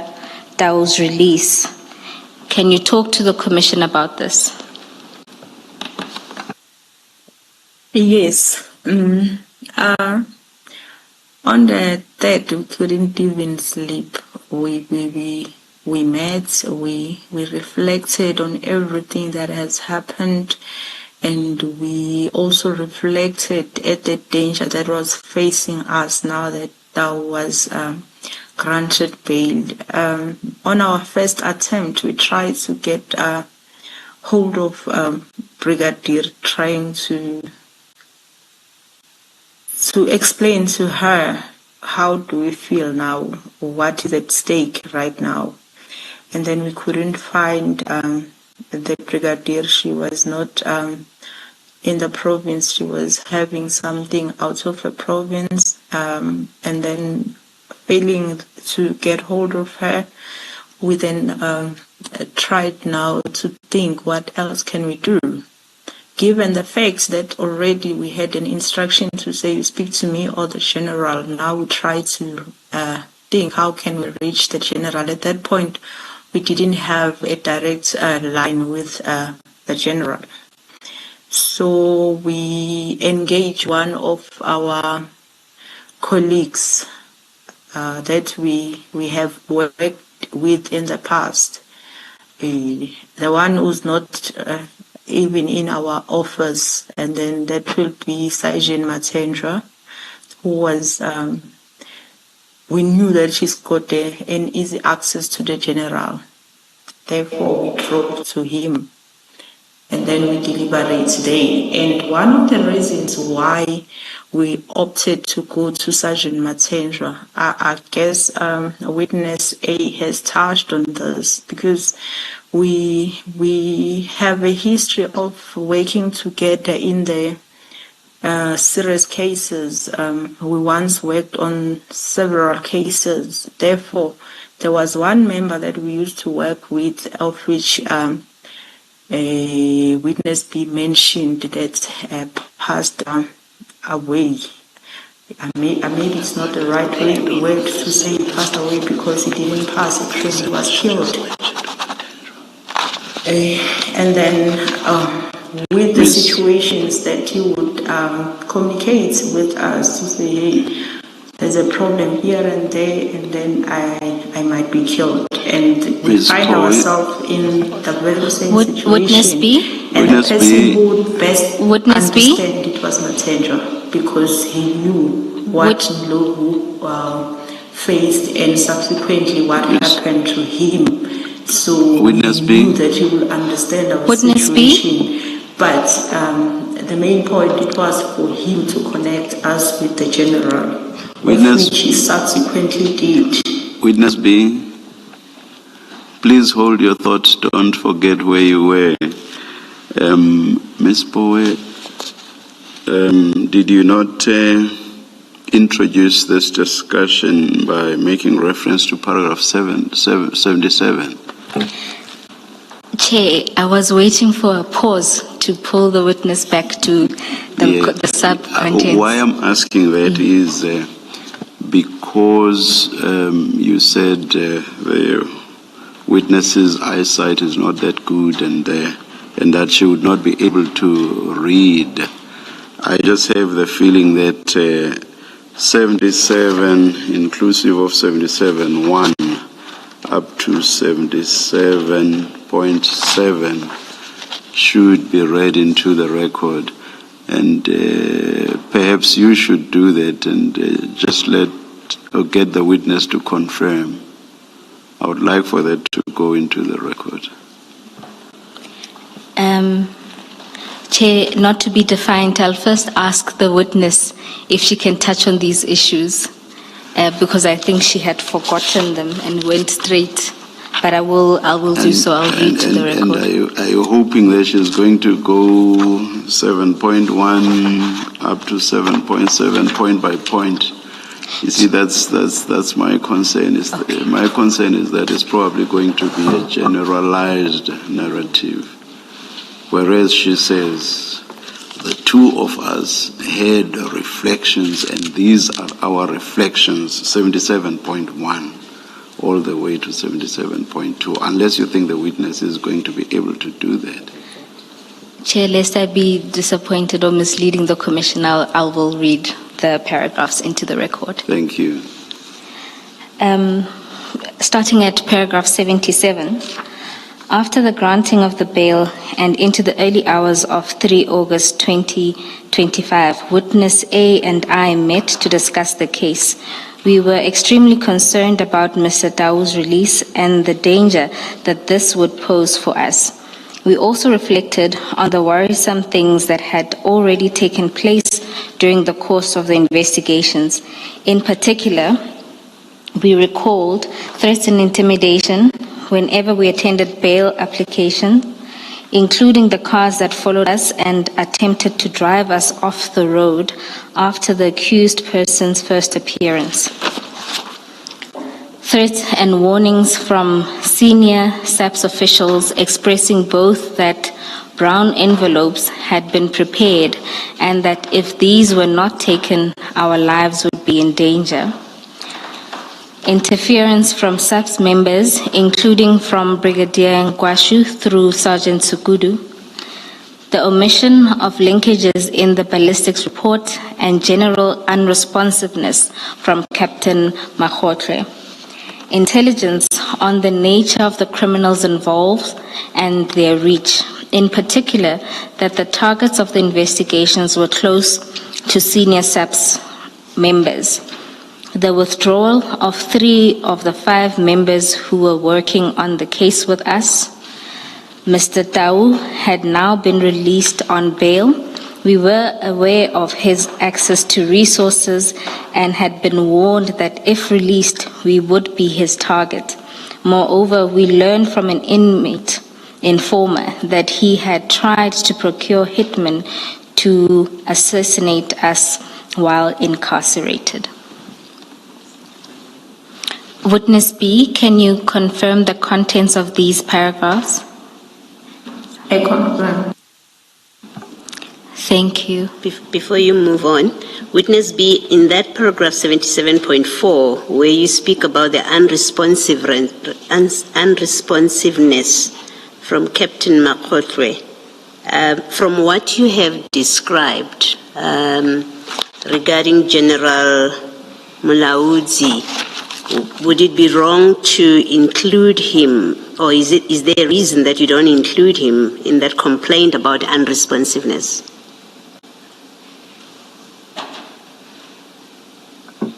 I don't think I understand the question, Commissioner.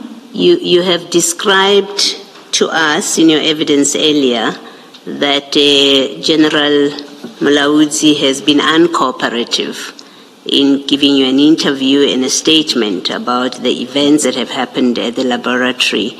And what I'm asking you is, doesn't that conduct also qualify his failure to cooperate with you? Does it not qualify as unresponsiveness as well?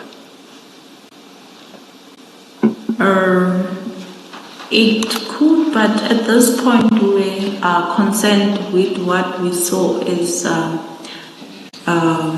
the threats and the issue of General not giving the statement. It came later on. I guess by the time I was looking at those things, I was looking way back from where it started as reflected as and at this point I didn't really look at that to form part of the reflections that we were having at the time. And remember, these reflections we were having on the 3rd of August before we even attempt to get statements from the generals. I understand. Thank you. Commissioner Baloyi, on that point, there is a typo on paragraph 77. It should read 3 August 2024, not 5. So the incident with General Mkhwanazi happens in January of this year. I saw from B7 that Mr. Tau was rearrested in September. Yes, shortly after his bail release. Witness B, can you speak to Mr. Tau's rearrest after his bail release? Oh yes, he was arrested on the 20th of September, and after he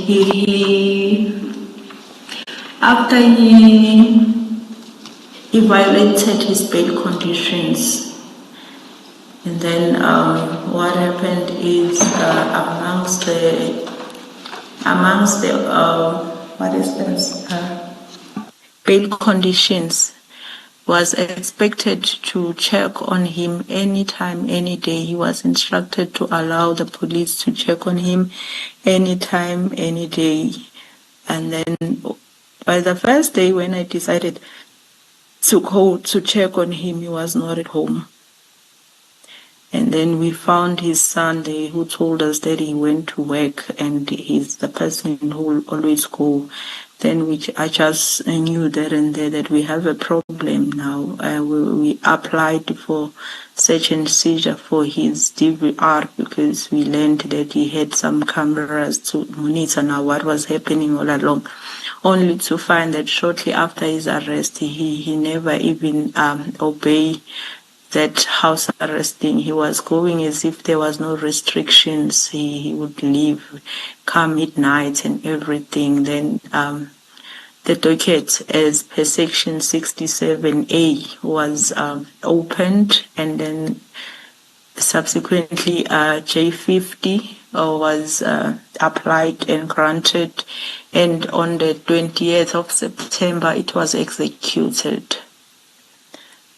And then he has been in prison since then, and then that case has since been finalized and he has been convicted on that.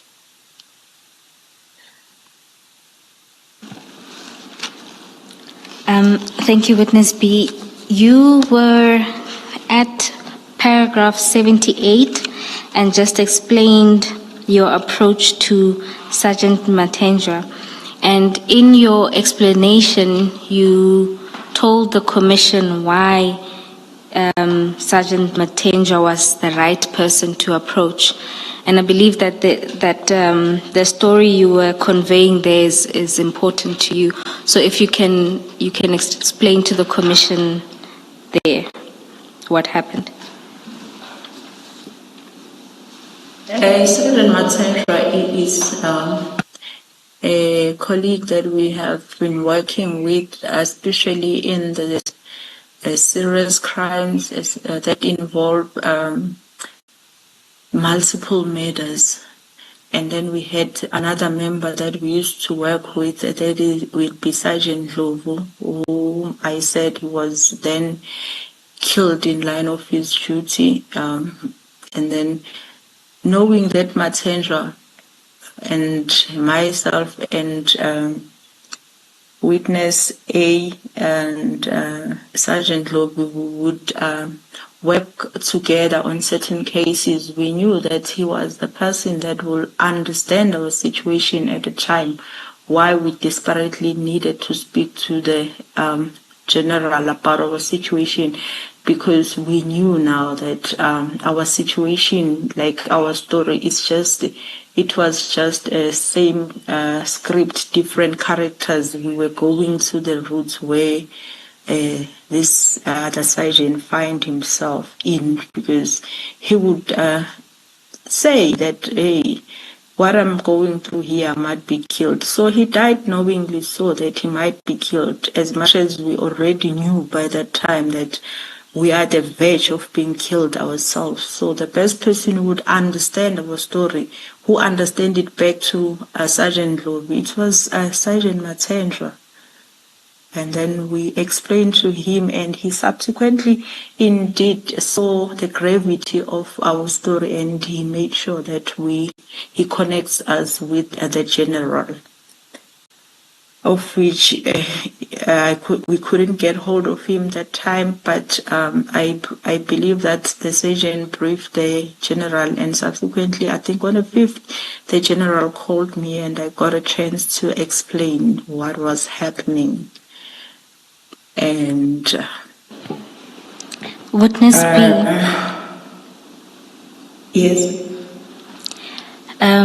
Before you deal with your conversations with the general, maybe to step back and deal with paragraph 79, where you talk about the dangers and your continued reliance on the private security company because the sub-TRA processes hadn't produced any results. Can you tell the Commission about that?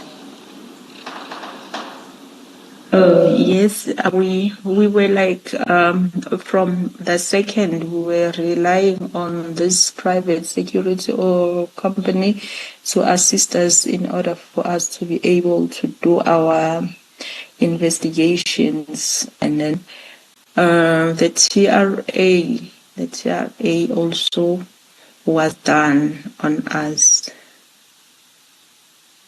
Witness B, can you just remind us, when did you first request a TRA? It was shortly after the first appearance. I'm not so certain any longer because I don't have the copy of it, but I believe it was sometime in May. And as at August, you hadn't received it? Because And as in August, I say, there was a second TRA now that was conducted, seeing that one, we don't know what happened to it.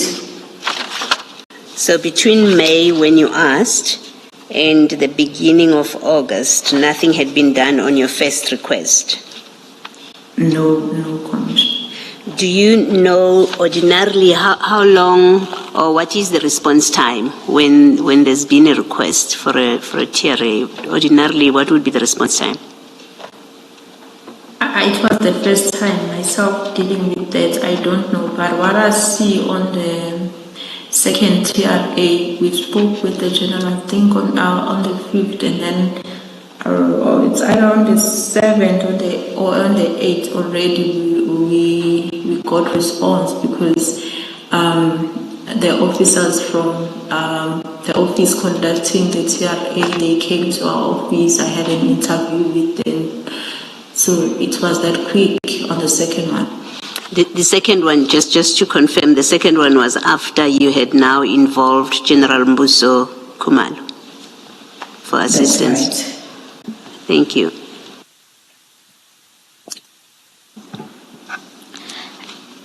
Witness B, my apologies, Commissioner Khumalo. Yes, Witness B, you have mentioned earlier, but you repeat it in this paragraph 79, that you had to use a private security. How did you get this private security? Is this your private arrangement? Was it an SAPS arranged protection? No, it wasn't SAPS arranged. I would say it was private, given the fact of the relationship that I had with them since 2020. I first met them 2020 dealing with another case of murder somewhere else. All right. Thank you, Witness B. Witness B, at paragraph 80, you refer to talking to the prosecutor after Dow's release, and that she also took some steps of her own accord. Can you tell the Commission about this? Yes, this prosecutor has been the person that we've been working closely to on this matter since day one. Therefore, we needed even not to explain anything to her. She understood everything and the danger surrounding this investigation. So she was very, very concerned. So she wrote to our office, like I think she copied more than one office with her concerns where our safety is concerned. So she was requesting that the SAPS must do something in order to protect us and the docket.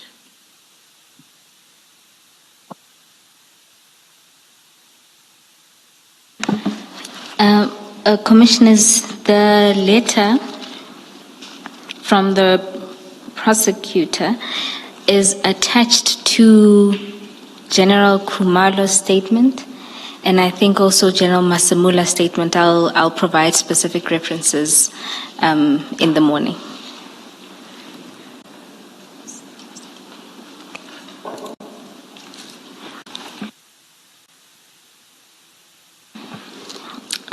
Witness B, you then deal with now when General Mbuso Khumalo calls you back after being briefed by Sergeant Matenja. Can you explain what happens there? Yes. And then the general called me. I explained everything that we were facing, and then I summarized and all the threats against the investigation team, and then and our concerns since the accused was released. And then the general, the following day, I believe, when I go for investigation, he provided some TRT members to assist, accompany me on my investigation, even though I don't know what was the reason, but it was on that day, and then it was withdrew after that. But I saw something moving after that, because after that, on the 8th, that call I got from the general, it was on the 6th, and then the 7th, the TRT members came. On the 8th, the TRA members also came for interview. Even though this TRA thing, it also take its course. It's not like shortly after that you'll get the results. It took its time, I think plus or minus 3 months in progress. But at least something was happening. Somebody was talking to us. We knew that something was being done, unlike the first one where no one contacted us. And just for the record, TRT stands for? Tactical Response Team. Advocate Poe, because the witness is not reading from her statement, and I know you know where the witness is and where you are, maybe just indicate to us that we've skipped 4 paragraphs. We are now in paragraph 84. My apologies, Commissioner Khumalo.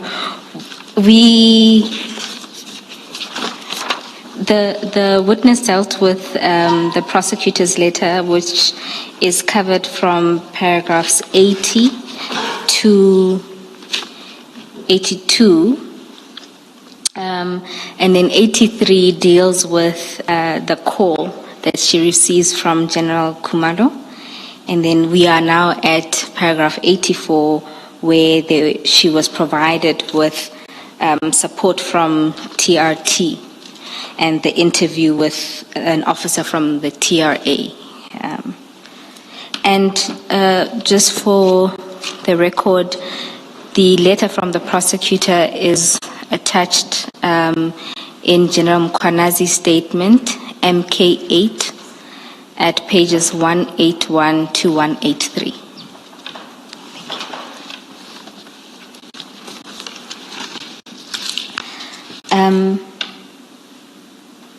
Witness B, paragraph 84, you deal with the interview with the TRA officer. Can you tell the Commission about that? Yes, I would say I had an interview with the Colonel and Dooley and Colonel Theron, of which I don't think I'll be able to say on record what we were dealing with in that interview. That's fine, Witness B. And at paragraph 85, you deal at a high level with the findings of Colonel Dooley. Can you explain that to the Commission? Oh yes, Colonel Dooley, in his findings, he classified the risk or the danger that we were facing as high risk. And Witness B, do you know what this means for somebody who doesn't understand the categories of risk?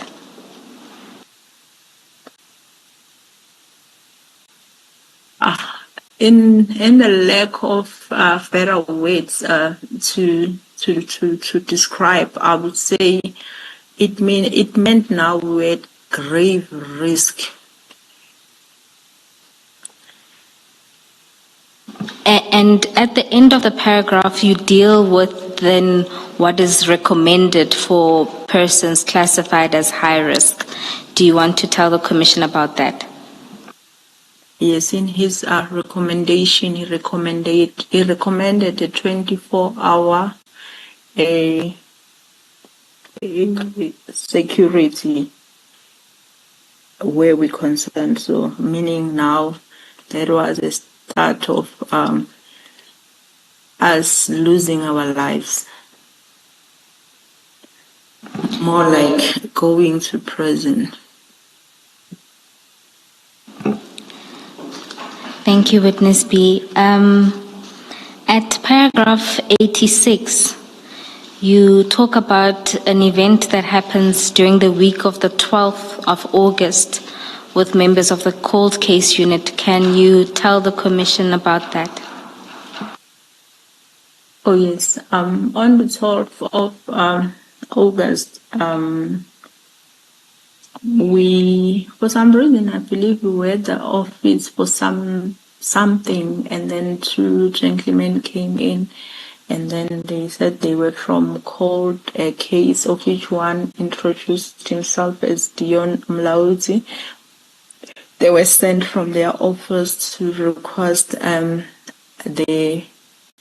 Vermaghen case with all sub dockets that it goes with. And then, fortunately enough that we were in the office, I was able to jump in to say, no, those dockets are at DPP. In actual fact, they were not even at DPP because we were shocked in a manner. Why? The first thing that came to our mind, why cold case is interested in this case, that it's so hot. And then They further explain that witness they B? need the dockets, they need to communicate through our commander, that would be Brigadier Khopani. Yes. Okay, Witness. That's what it's then they left. But shortly after they left, I also got another Witness call. B? Witness B, before you deal with the call that you get, Commissioner Baloyi has a question. Yes. Witness B, it's about the Sergeant Mlaudzi and the person he was with. Did they explain to you why they are collecting this docket, the main docket and its sub dockets from you? Why it should go to court case? Sorry, no, Commissioner, they didn't explain. And you didn't ask? I did not ask. Okay, thank you. Thank you, Ms. Thank you, Commissioner Baloyi. Witness B, in paragraph 87, you talk about the cases traditionally dealt with under the cold case unit. Can you explain this to the Commission?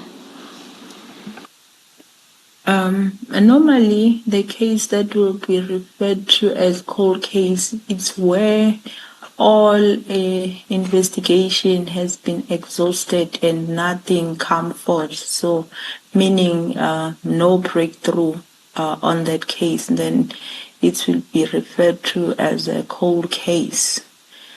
Doesn't mean now we stop investigating, but not actively as before. Then a cold case will be dealing with such.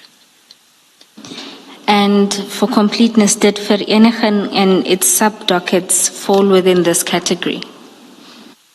No. That's why I used the word that was so hot, because number one, it was fairly not that old. It was a docket that was just opened April. This incident happens in August.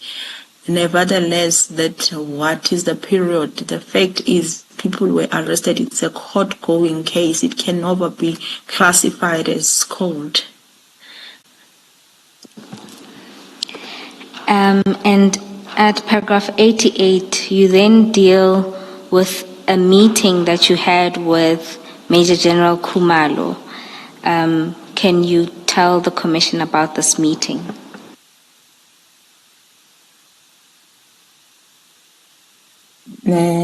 I think on this meeting, it was the first meeting that we had with the General after Witness A came back from leave.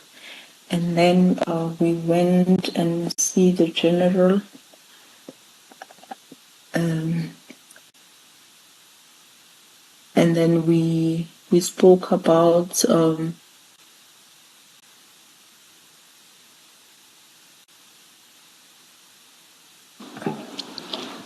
Witness B? Yes. Oh, you can still hear us. Okay. Yes, we spoke about the progress of the investigation from then on. Then we were directed that from then on we'll be reporting to him for the guidance on the docket and the responsibility for our safety, and the docket were formally transferred to General Nhlanhla, who was going to take us through from then on. And do you know what position General Nhlanhla holds?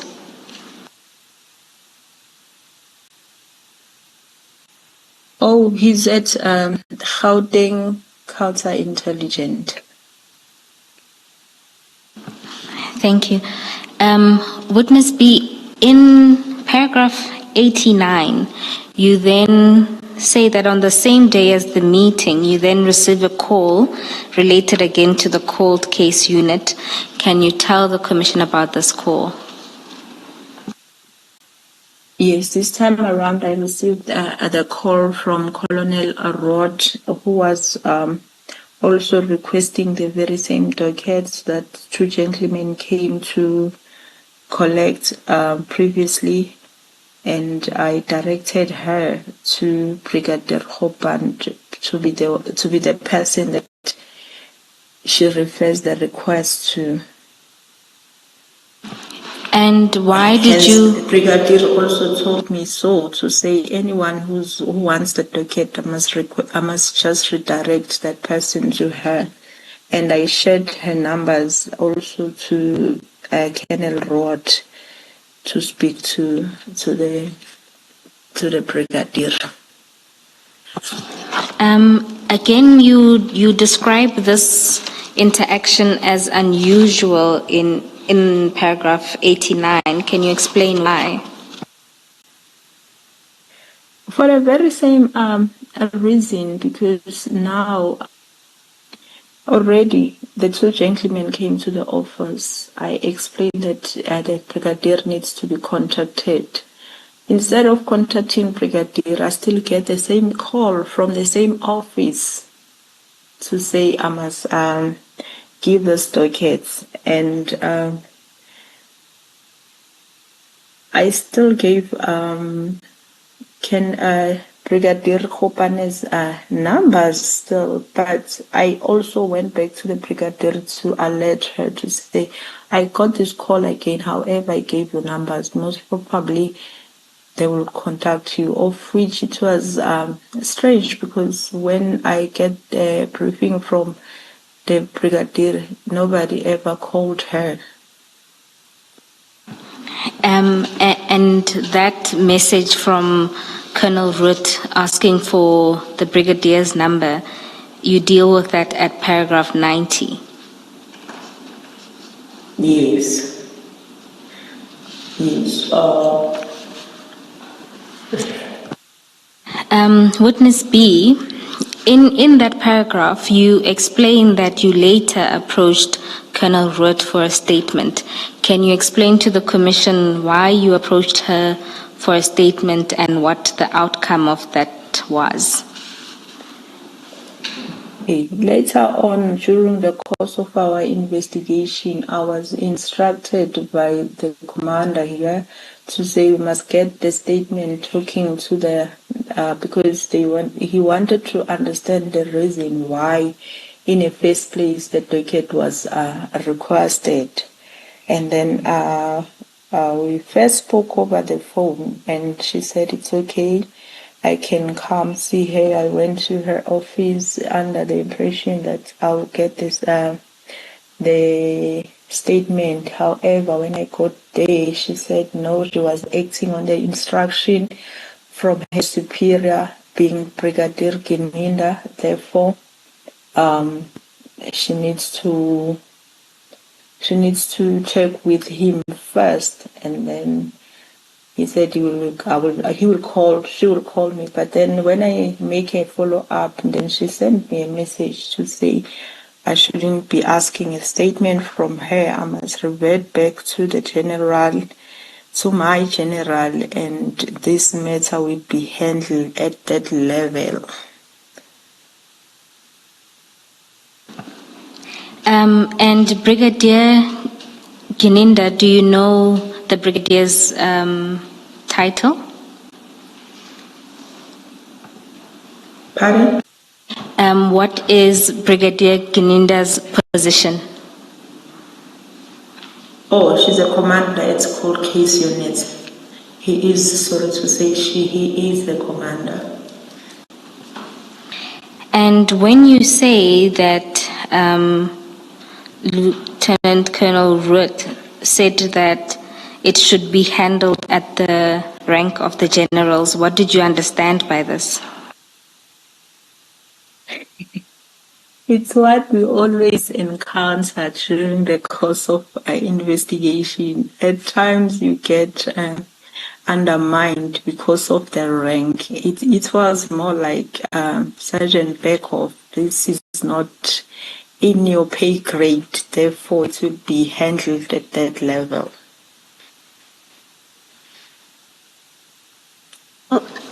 Witness B, before this discussion ultimately with Colonel Root, had Brigadier Gininda expressed any interest or in any way become involved with this your investigation? I never had any interaction with Brigadier. Only time that his name was mentioned, it's when the colonel said she cannot give that statement. She needs to check with her Brigadier Gininda. That's all. That's it. She just said it, but I don't know, because she said she was working from the instruction. But myself, I never had interaction with the brigadier. Thank you. And Witness B, are you aware of any discussion that may have happened between your general and her general on this issue? I left it at that. I don't know. Do you know if there was ever any discussion between Brigadier Khopane, your immediate your superior, and Brigadier Gininda about this matter? No, fortunately enough, we keep tabs with Brigadier Khopane. According to her, there was never. Thank you.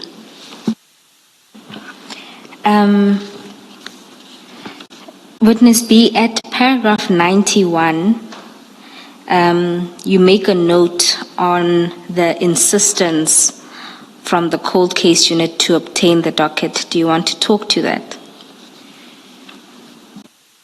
All I can say is that up to today, I really don't know why they needed to have this docket.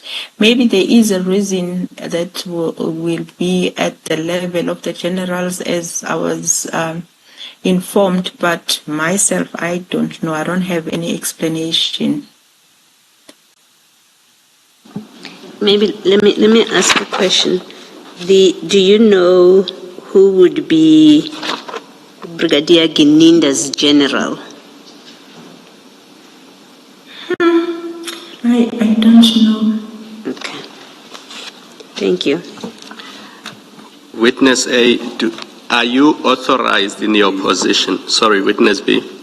Are you authorized in your position to simply hand over dockets you are working on to other units? No, not at all. Without the blessings of my commander, I can't do that. You would have to obtain permission from your commander. That's correct.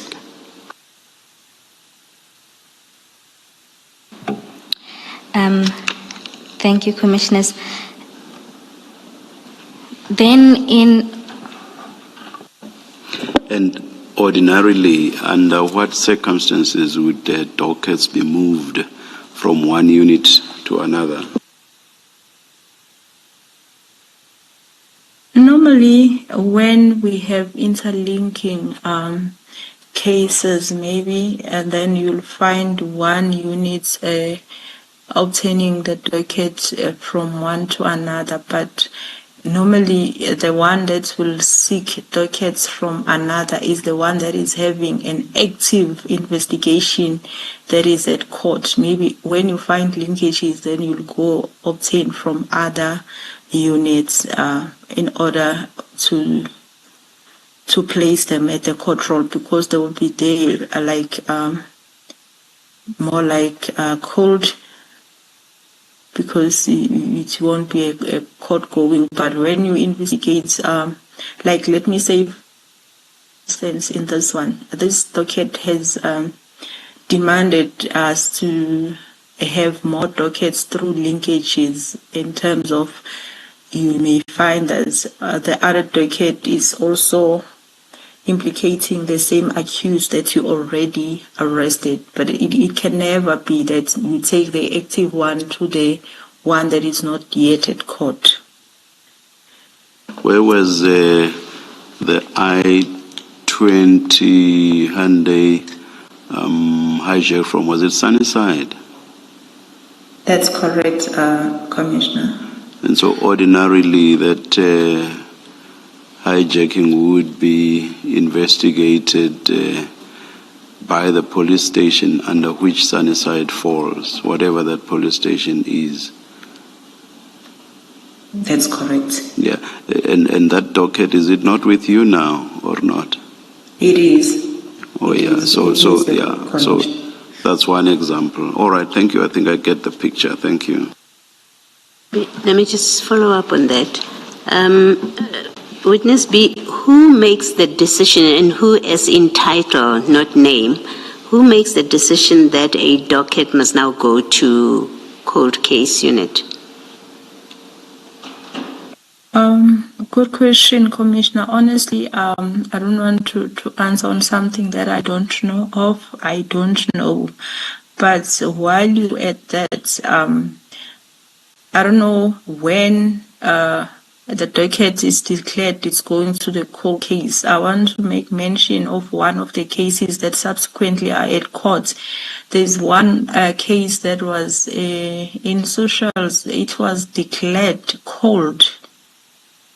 But when now the linkage is emerged, I didn't find it at cold cases. I find it at the still with an IO. So I don't know when is that decisions are made and when. I have no idea of that process.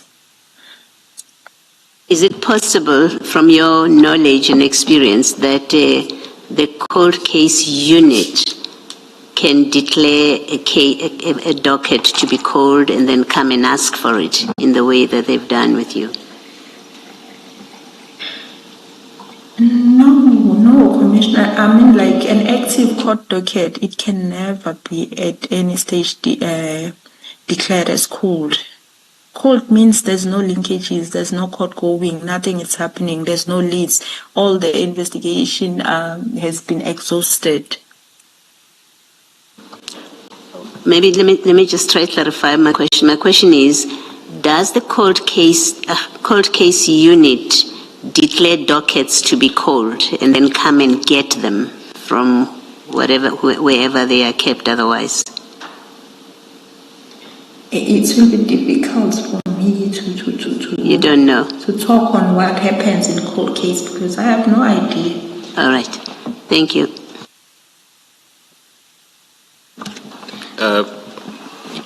Witness B, this request from the cold case unit, did they only ask for the Vereniging Meda docket or did they ask for other dockets that you are in possession of?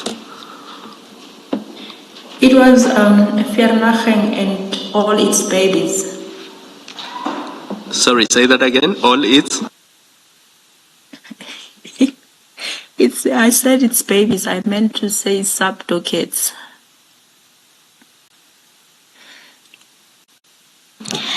Just for completeness, can you tell us what those are?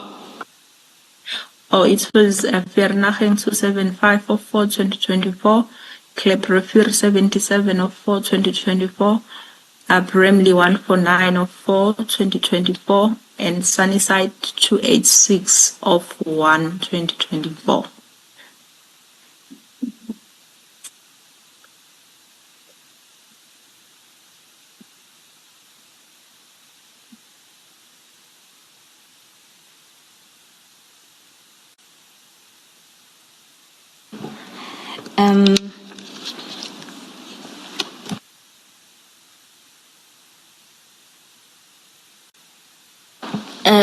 Commissioners, I was just trying to cross-reference, and I'll find the reference to General Masamula's evidence.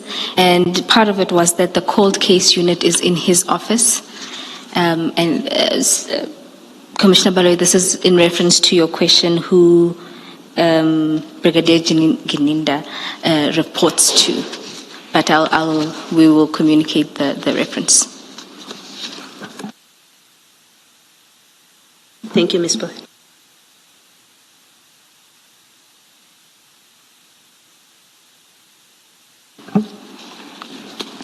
And then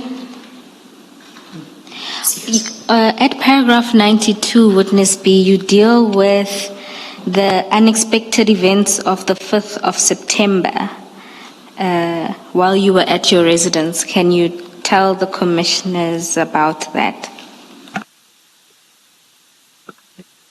On the 5th of September, it was late, around 8. I was already sleeping. Then I was woken up by the rough knocks. When I check, I see police officers, plus or minus 6 or 8. I don't remember because that frightened me. I was really scared because I didn't understand what was going on because there was no prior alerts to say maybe people that will come and everything. And when they got there, they also didn't know who they're looking for. Asking me, telling me they're looking for but they were looking for a male person that they mentioned by surname, and I was like, no, I don't know that person, only to find that they were referring to me. They just didn't know. And given the insight of what was happening, even my colleagues I couldn't trust, because nobody alerted me that they will come. So that thing shake me. If I was having some sort of heart disease, I think that was gonna be the day I die.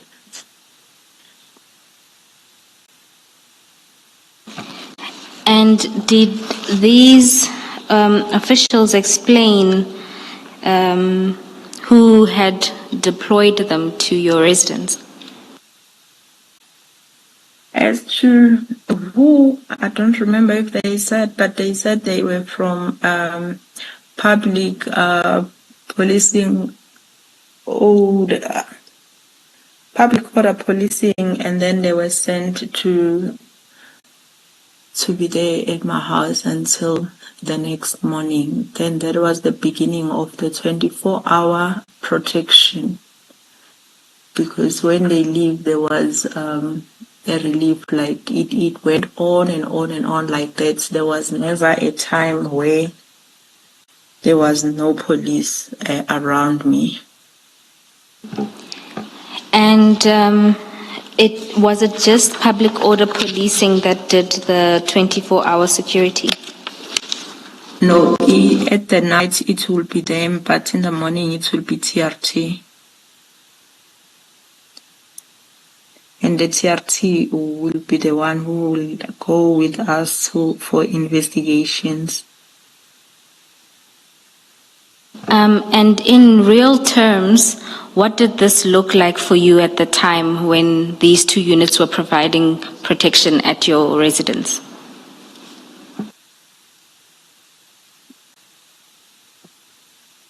Honestly, it was, for me, it was good, because I could see something now, it has been done.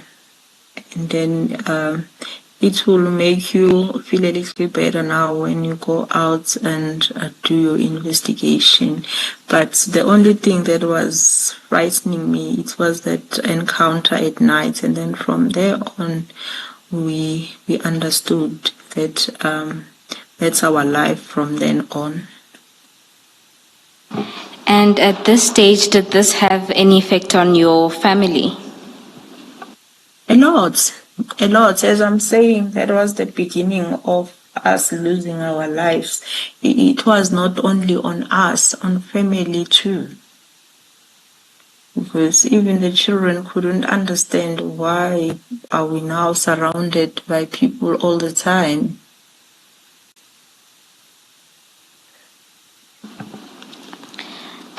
Thank you, Witness A. Commissioners, we are about to move to the next topic, which is a little lengthy. So I seek guidance on whether to start and make use of the next 10 minutes, or if... What's your preference?